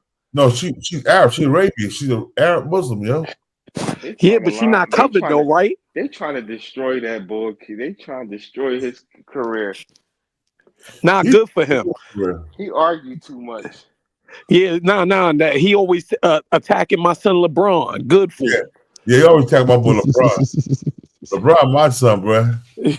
My son's right there, bro. He always taking LeBron. He be bugging out. That's Shannon Sharp getting Skip lined up right now. Yeah. Yo, hold up. Hey, yo, what she said is Skip Cantel was like, you F for Shannon Sharp, you won't give me none? Yeah. That. So then you already know she going though. So her being an Arab or whatever. She going. She let my son Shannon hit. But Shannon and Skip, Shannon's a black country nigga. They should probably take this kneecap, bro. Shannon, he ain't giving her nothing. Shannon gonna give her $10 and a catfish sandwich. And plus, listen. Let's say if he did offer her 1.5, which he probably don't care because he's an old white man. But then you give her 1.5 million and then you go hit that joint and it's feel like you running inside a vacuum cleaner or something like that. You don't know what that box like. You sit up there looking at all the outside in there. You know what I'm saying? It ain't nothing special up in there. Like, nah, but just think about the diabolical thinking he had to think like, yo, I've been trying to get at her. She ain't getting at me. And then he just say, yo, 1.5, yo, what's up? Like he gave her an offer that she can't refuse. Did it start one like of those first take 500 arguments being grand? there, you're like 1.5. Are you serious? You mean to tell me that 1.5? And they're debating. Nah, cause what's the black girl? I know she'll go.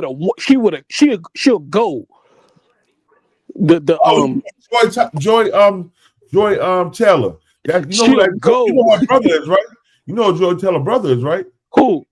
Jason Taylor played for the Miami Dolphins. Oh, okay. Yeah. Joy Taylor, you know what she did before she started working at Fox FS1? What? She's a bartender, barmaid. Oh yeah. Nah, she would have took that advance then. She did take that 1.5. Yo, Joy Taylor was smashing Emmanuel Orchel. Yeah. And she was smashing the CEO of Fox. She smashed her way to the top. Yeah, that's what I was getting ready to say. Yeah, man. She tried to advance her career. She got her own show? Yeah. But wasn't Skip jealous about that? He said something like, he was jealous about that or something. He was jealous that old girl, she thought old girl was smashing Shannon, the Arab chick. Yeah, nah. Yeah, that your man Skip is crazy. He either getting lined because they want him up out of there, they want some fresh blood in there. No, Skip been fired. Yeah, he been fired. Yeah, she put the thing in like a year ago about Skip. So you wonder why Skip getting fired? Nah, you know why he got fired? Because what? That was always, she put it in last year before he stepped down. Oh, so he stepped down or did he get fired? Which one? They fired him and they let him step down. He was forced out. You know your job say either you resign or we'll fire you. And that like they give you the chance, but like if you don't want to, they gonna clip you. Yeah. Oh. Hey, I'm gonna tell you some funny stuff. You know how bad it was, bro. I think about Roanoke. Roanoke was like my second or third home, man. I think about Roanoke, bro. I remember me and my brothers used to beat so many niggas' asses at the club. The police used to be recording us as we coming outside. Nah. JBs. You know who y'all niggas was like? Y'all reminded me. You remember Norbit?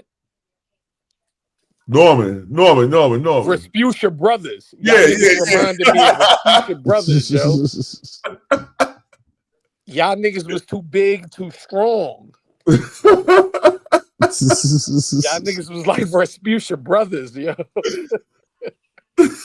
You remember Respucia called the brothers to chip Norbit? Yeah, true. Yeah, niggas was like that.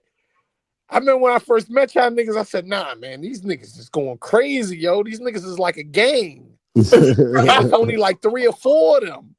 Yo, they moving like it's 100 of them. Yo, we had the owners of club scared of us, yo. We was like, I said, nah, I gotta get these niggas down on the team. I gotta fuck with these niggas. I gotta get them down on the team. These niggas was violating.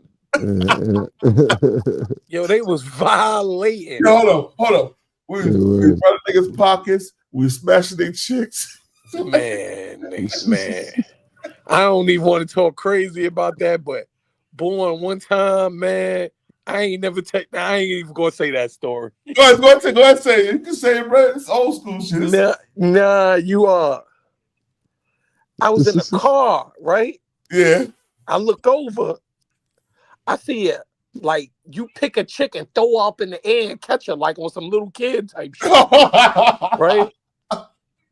So I'm like, yo, this nigga wild. Let me see who that. And then I look over. Yeah. You tonguing her down like I look, it's my man's girl. I'm like, come on, yo. This nigga was tonguing her down like they was on God and Light. Like y'all was on General Hospital. You know how the soap operas, y'all was going crazy. I said, man. Yeah, that was a long time ago. About 20 years ago. Yo, you was throwing in the air though. That was the craziest shit. You was throwing in the air like she was a little baby. I said, yo, Respucia Brothers be tripping, man. These niggas is bug out. Yo, Twins, check this shit out, right? So they was promoting a party, right?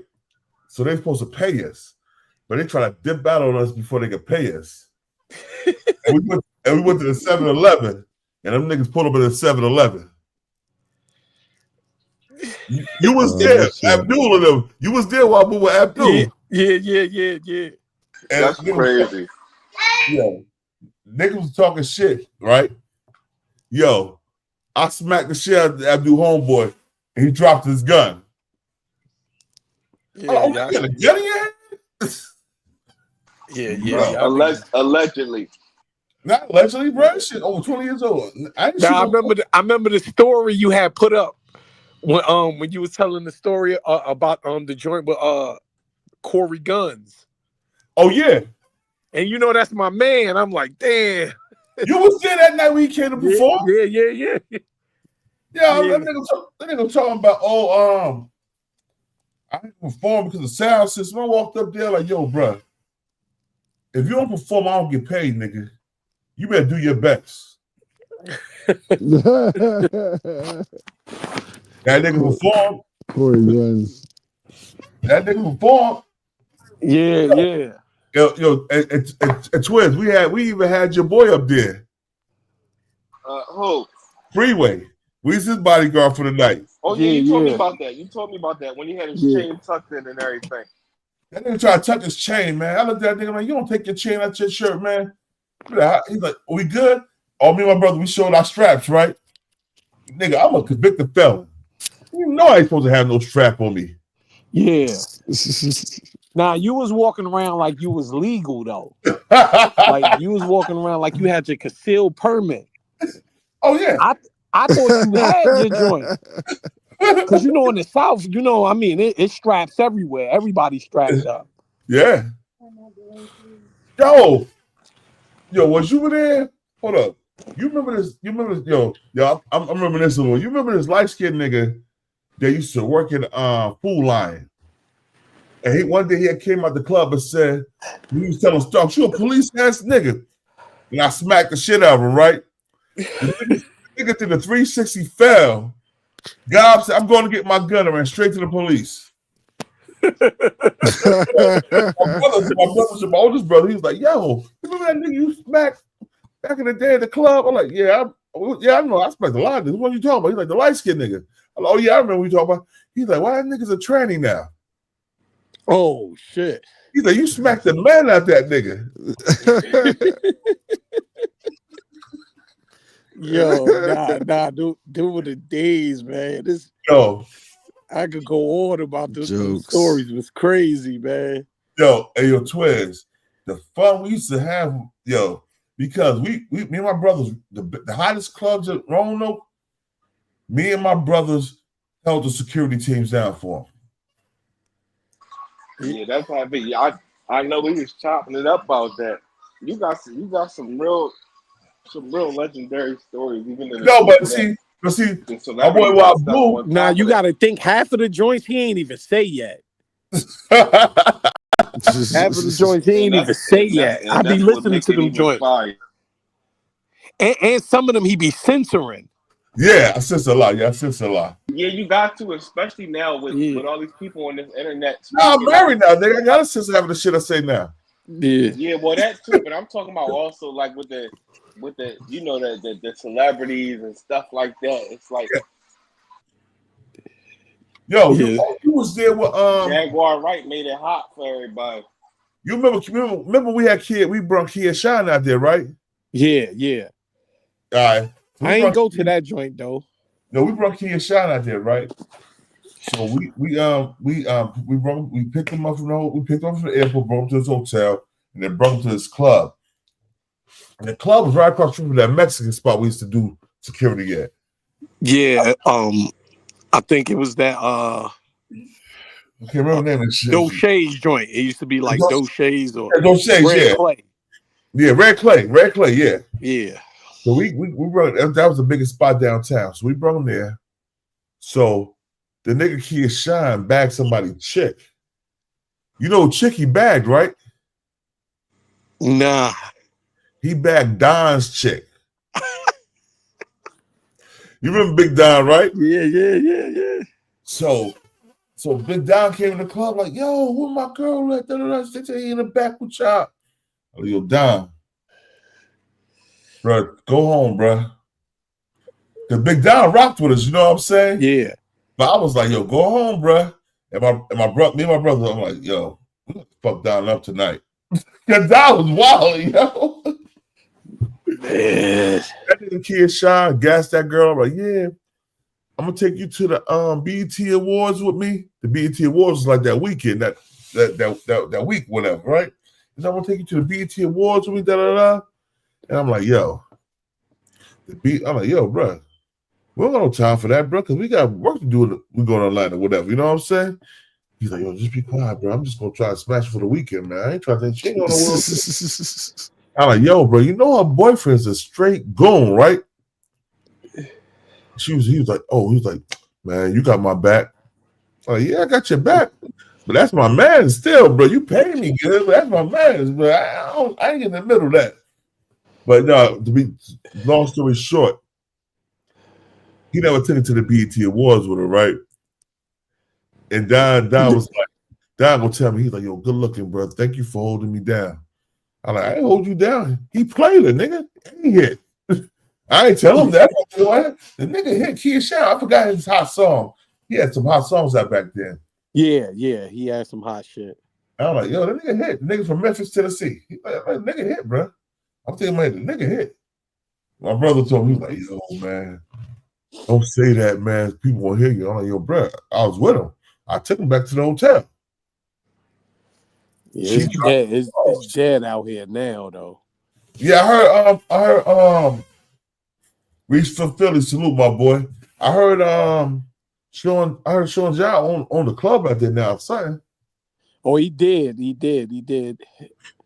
Them joints closed down. I think, his man had passed away. Who? Chauncey. You know when Chauncey. Oh, Chauncey passed away. Chauncey's my man. Chauncey's my man. I rock with Chauncey. Yo, Chauncey's my man, yo. Yeah. Rest in peace. Chauncey's sister called me and told me he passed away.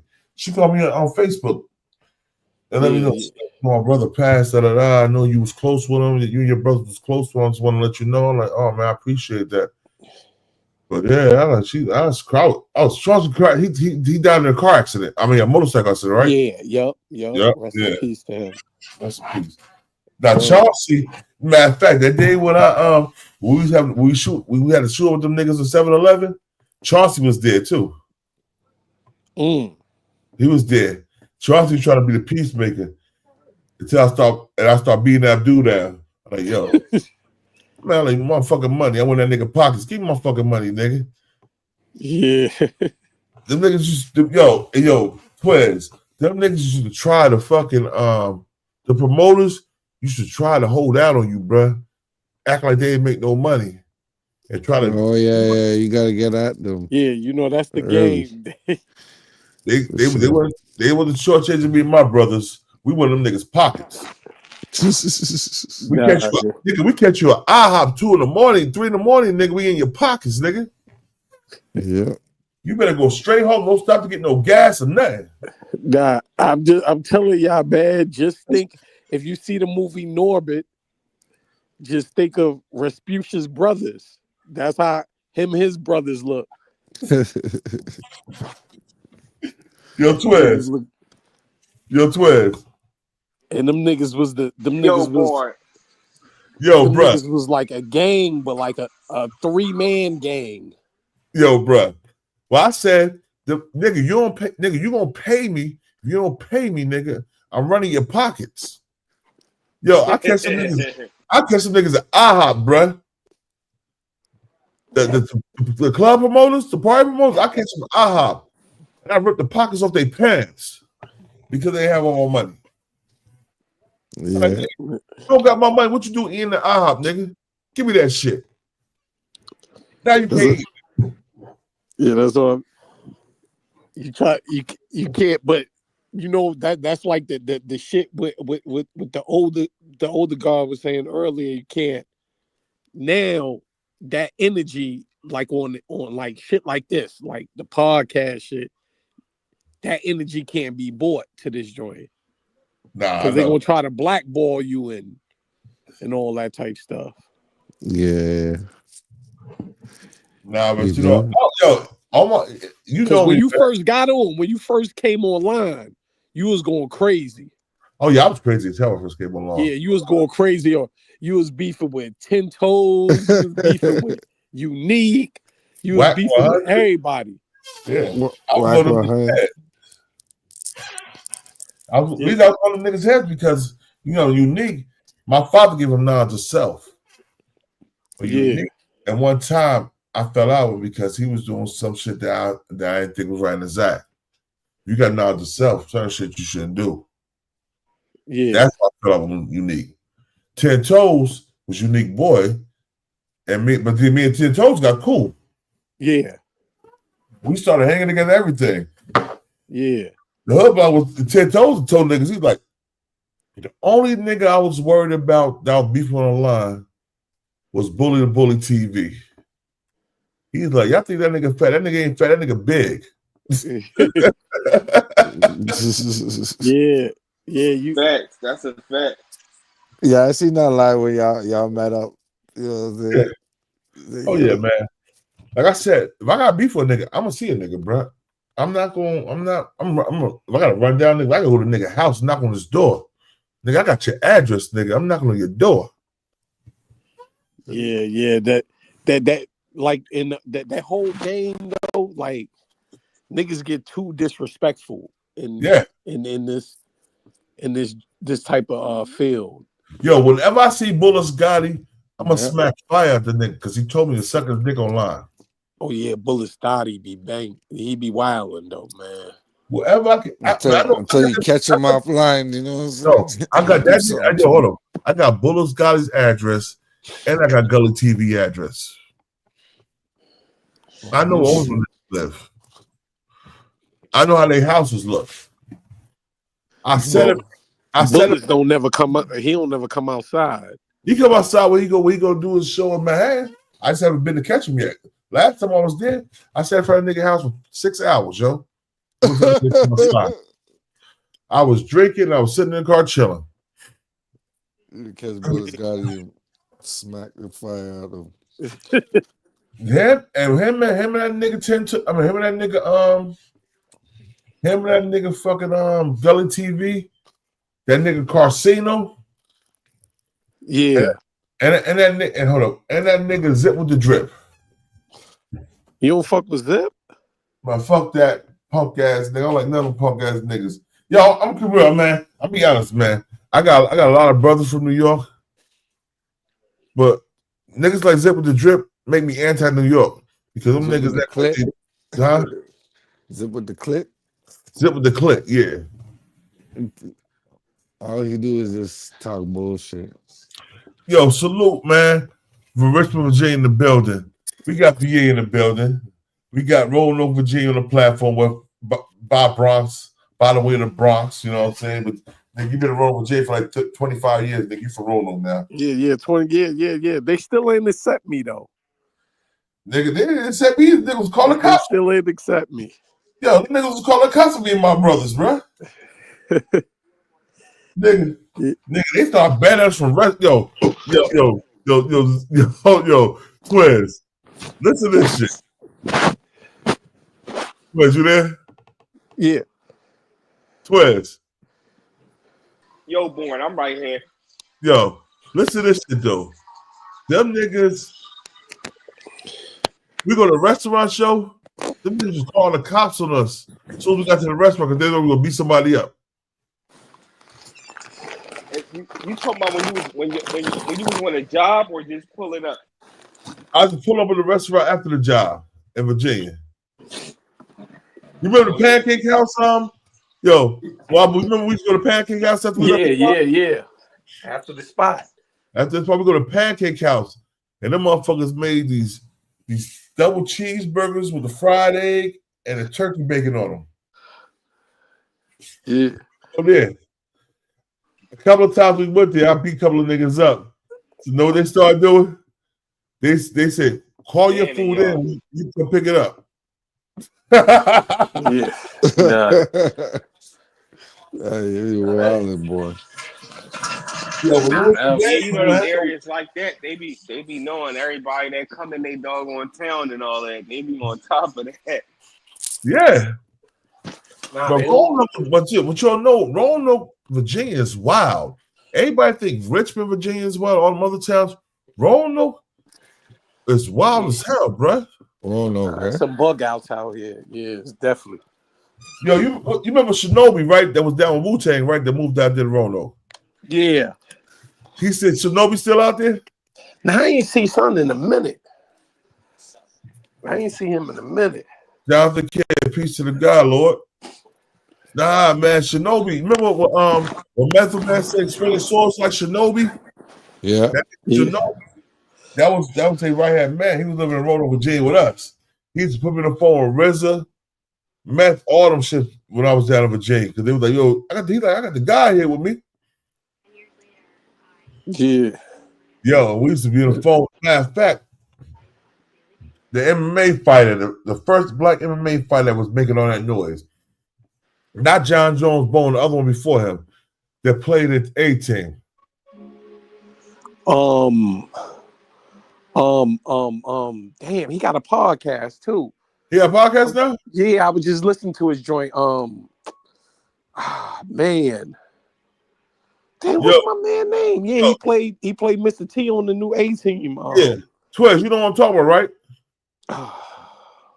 Rampage, yeah. Rampage Jackson, yeah. Rampage Jackson. Yeah, he used to call Rampage Jackson and Riz on the phone and three with me.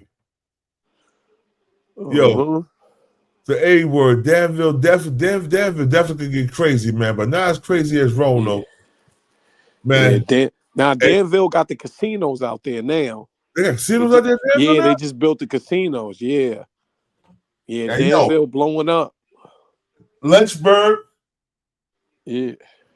Lynchburg was off the chain a little bit sometimes. Danville. Yo, my family from Danville and Lynchburg. My father's side, when they came from the islands, they moved to Danville and Lynchburg, right? And I remember I was taking the fucking Amtrak, and the Amtrak dropped you off at Lynchburg, right? Yeah. Lynchburg, yeah. Lynchburg, right?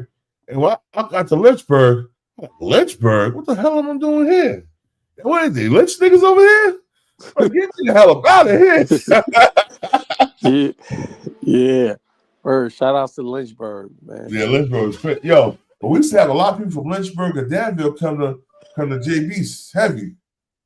Yeah. Yo, I was in Lynchburg. Actually, that was crazy. A few years ago, yo, I could have interviewed Rakim, and he don't really give out interviews. Yeah, true.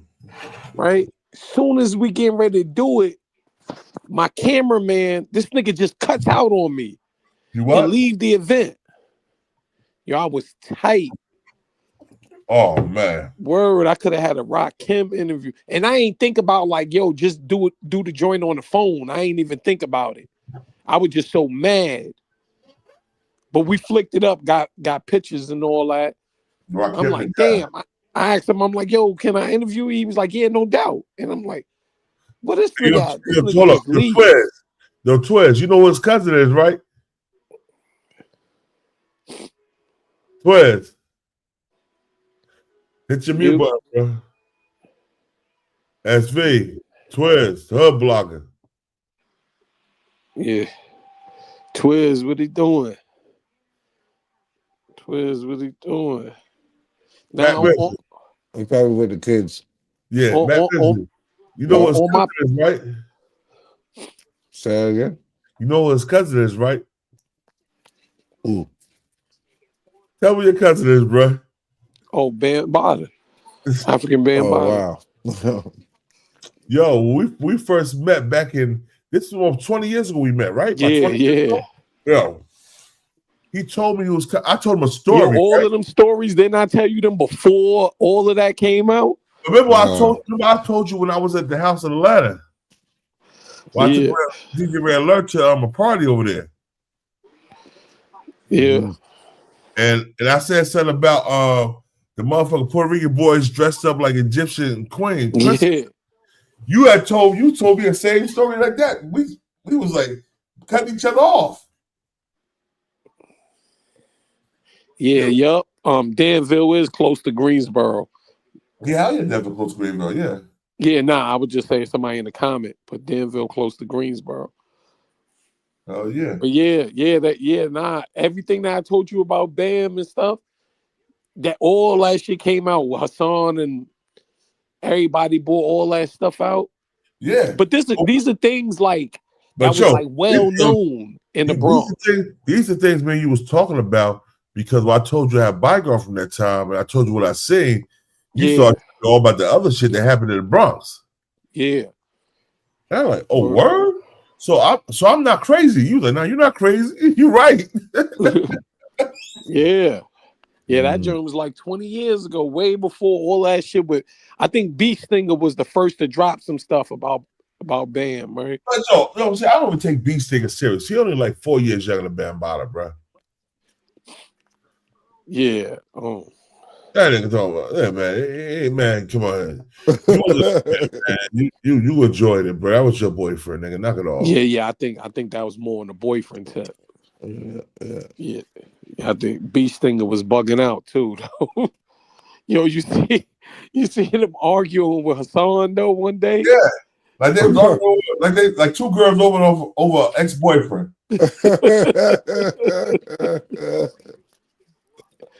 Yo, they was going crazy on each other, yo.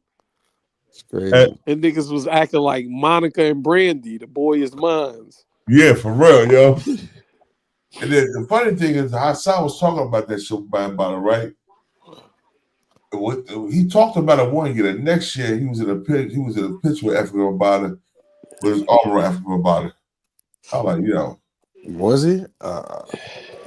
Yeah. Damn. You and him got into it online too, right? You and Hassan? Yeah. I got it online. Yeah. He was like, your mother's a crackhead. I hope the bee die. I'm like, my mother's never a crackhead. She was a heroin addict, but she never a crackhead. And she been clean for over 28 years, nigga. So what the hell are you talking about? Yeah. I like, your mother was a crackhead for letting you go to Africa Bada house when you was 12, 13 years old.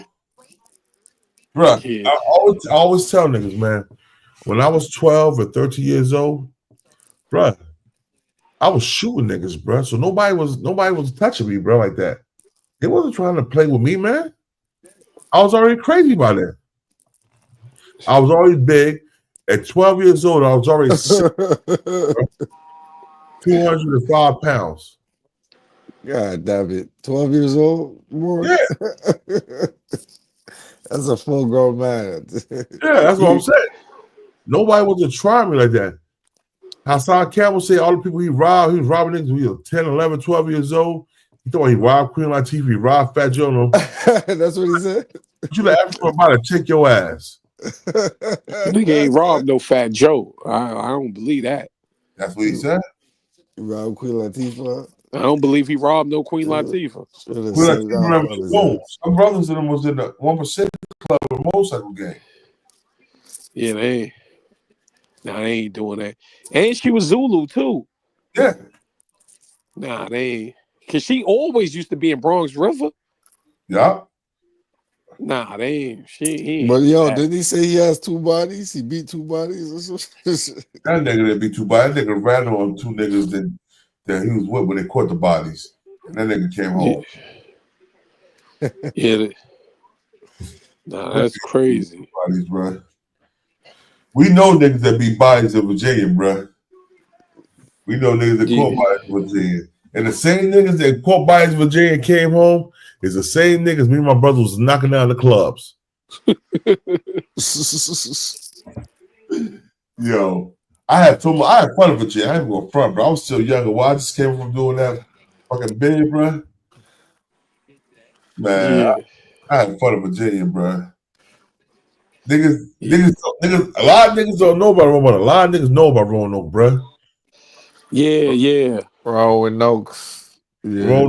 You didn't know about Roanoke because Roanoke, you gotta go to Roanoke before you go to North Carolina. Yes, sir. So a lot of dudes, they know about Roanoke. Roanoke, man, when I moved to Roanoke, I was like, yo, I haven't seen that many niggas from Jersey, New York in one spot in a long time until I moved to Atlanta. Yeah. Atlanta, that joint got so many people from. We have Bronx Day in Atlanta. I know. That's crazy. Bronx Day is in Atlanta. Yeah, hell yeah. That's how much, because you know all the foundational Black Americans moved out of there. You know, in New York, it's only like the Hispanics and Jamaicans and Africans. Ain't nobody like foundational Black American. No FBAs is really there like that. Yo, bro, when I came back to Jersey in 2017, bro, and I went to my hometown where I'm from, and I seen a bunch of Mexicans. I'm like, what the fuck? Yeah. I'm like, what's no Mexicans? Blacks, Puerto Ricans, Haitians, and Cubans. It's the influx of immigrants there. Yeah, they out there in Jersey. You know where they heavy at too? In Long Island. Oh, damn, Mexicans? Yeah, it's wild Mexicans out there in Long Island. Strong Island. We call it Strong Island. Yeah. Not no more. That joint is. Did you hear what Trump said? What? He said he's gonna make Staten Island a part of New Jersey. You know, they've been trying to do that for years, though. But Staten Island is really basically a part of New Jersey because Staten Island at one point it was, and then New York bought it or some shit like way back in the days. And they've been trying to get it back. Remember, Staten Island was Elizabeth, New Jersey. Basically, I'm from Elizabeth. Staten Island was Elizabeth, New Jersey, bro. You know, it's a hop skip. You could throw a rock. Yeah, bro. Jersey for there. It's a hop skip in the jump. Bro, I go over to Gotham's Bridge from my town, bro. I get to Staten Island in 15 minutes. Yeah, that's a fact. So what? Staten Island is the fifth borough, or what? Yeah, it's a borough, but yeah, they. I ain't know he said that though. I ain't know Trump said that about Staten Island. Trump said that. Yeah, Trump said that shit, bro. He just said it recently, bro. Yeah, I mean, I hope he. I hope he do everything he say he gonna do. I just call cap on all that shit. I don't think he gonna do everything that he said he was gonna do. Jersey City is right there, so yeah. No, not Jersey City. Elizabeth, Staten Island, and Elizabeth, right across the water from each other. I told you like 10 minutes, bro. Where I'm from. Tell you. Yeah. Yo, bro, you go to Gotham's Bridge, man. The Gotham's Bridge is in my town and it's in Union City, New Jersey. Both sides. You're real close to New York from there. Yeah. Yeah, I'm right there, bro. Nigga, I go to New York. Right downtown Manhattan. I New York and Jersey. I hop right on the fucking New Jersey Transit train. That's where all the Italians live, right there in Staten Island. And Elizabeth. All the time Elizabeth. What do you think? What's that Italian TV show used to come on HBO? Sopranos. Sopranos was recorded in Elizabeth, New Jersey. Oh, okay. Yeah, that makes sense. Yeah. We had the bananas in Elizabeth. We had the Columbus in Elizabeth. The Calypso. Right there. Yeah. And the Candelinos. Damn, where Twiz go? And the Parisis. Twiz he probably was talking to. He probably got his kids with him right now. Probably fell off. Yeah. But Mac Mental Show. Mac. I'm telling you, bro. We in Virginia, bro. We had a ball like that motherfucker, bro. Nah, because Virginia is it's the Midwest, right? So nah, the South. That's the East Coast. Yeah, it's not even the South, bro. I don't really consider Virginia the South. Me either. I always say that I don't consider it the South. Virginia more like Northeast. You know what I'm saying? Northeast Coast. You know what I'm saying? Okay. It's like right under DC. Yeah. Oh, okay. Yeah. So Maryland, like Maryland. Right here, right on top of North Carolina, right under DC. Yeah, the DMV, DC, Maryland, Virginia. Yeah, you're right. Yeah. Yeah. But all this shit I'm talking about, bruh. When you just said that story, bro, earlier, bro, I was like, this nigga remember that shit? Nah. I remember everything, man. We was been supposed to get together because I'm like, I started doing a podcast. I seen you already was doing it. Yeah. So I'm like, we need to link. At first, I used to do this joint called 540 Radio. Yeah. I was doing that joint. It was like a straight local type joint. 540, like Virginia area code. Yeah. And then I said, let me go ahead and do my own thing. So that's when I started the new Wabu order joint. Yeah. Y'all had wished me a happy birthday before. Happy birthday last year and shit, man. Oh yeah. Yeah. We been tight. She was one of the first people I met when I moved to Virginia. It's cool as hell. Yeah, man. Need to come back out here one day, man. You ain't been back. You ain't even been back to visit, right? Nah, I've been back to visit my son. You know, I got my son in Christiansburg. Yeah. So I've been back. I haven't been back in like 5 or 6 years, some shit like that, yo.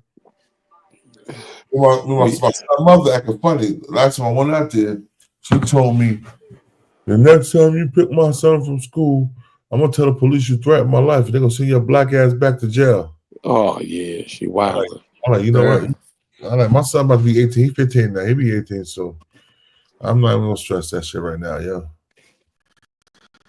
Can't stress it. And going back and forth to court, I'm not with that shit, man. I don't like white men in my business, man. Yeah. Once you get the white man in your your family's life, bro. Oh yeah, it's over with. It's over, bro. But to the panel, Mac Mizzle. Yep. Born, I gotta bounce. Yo, bro, handle your business, man. Yo, salute, man. Salute.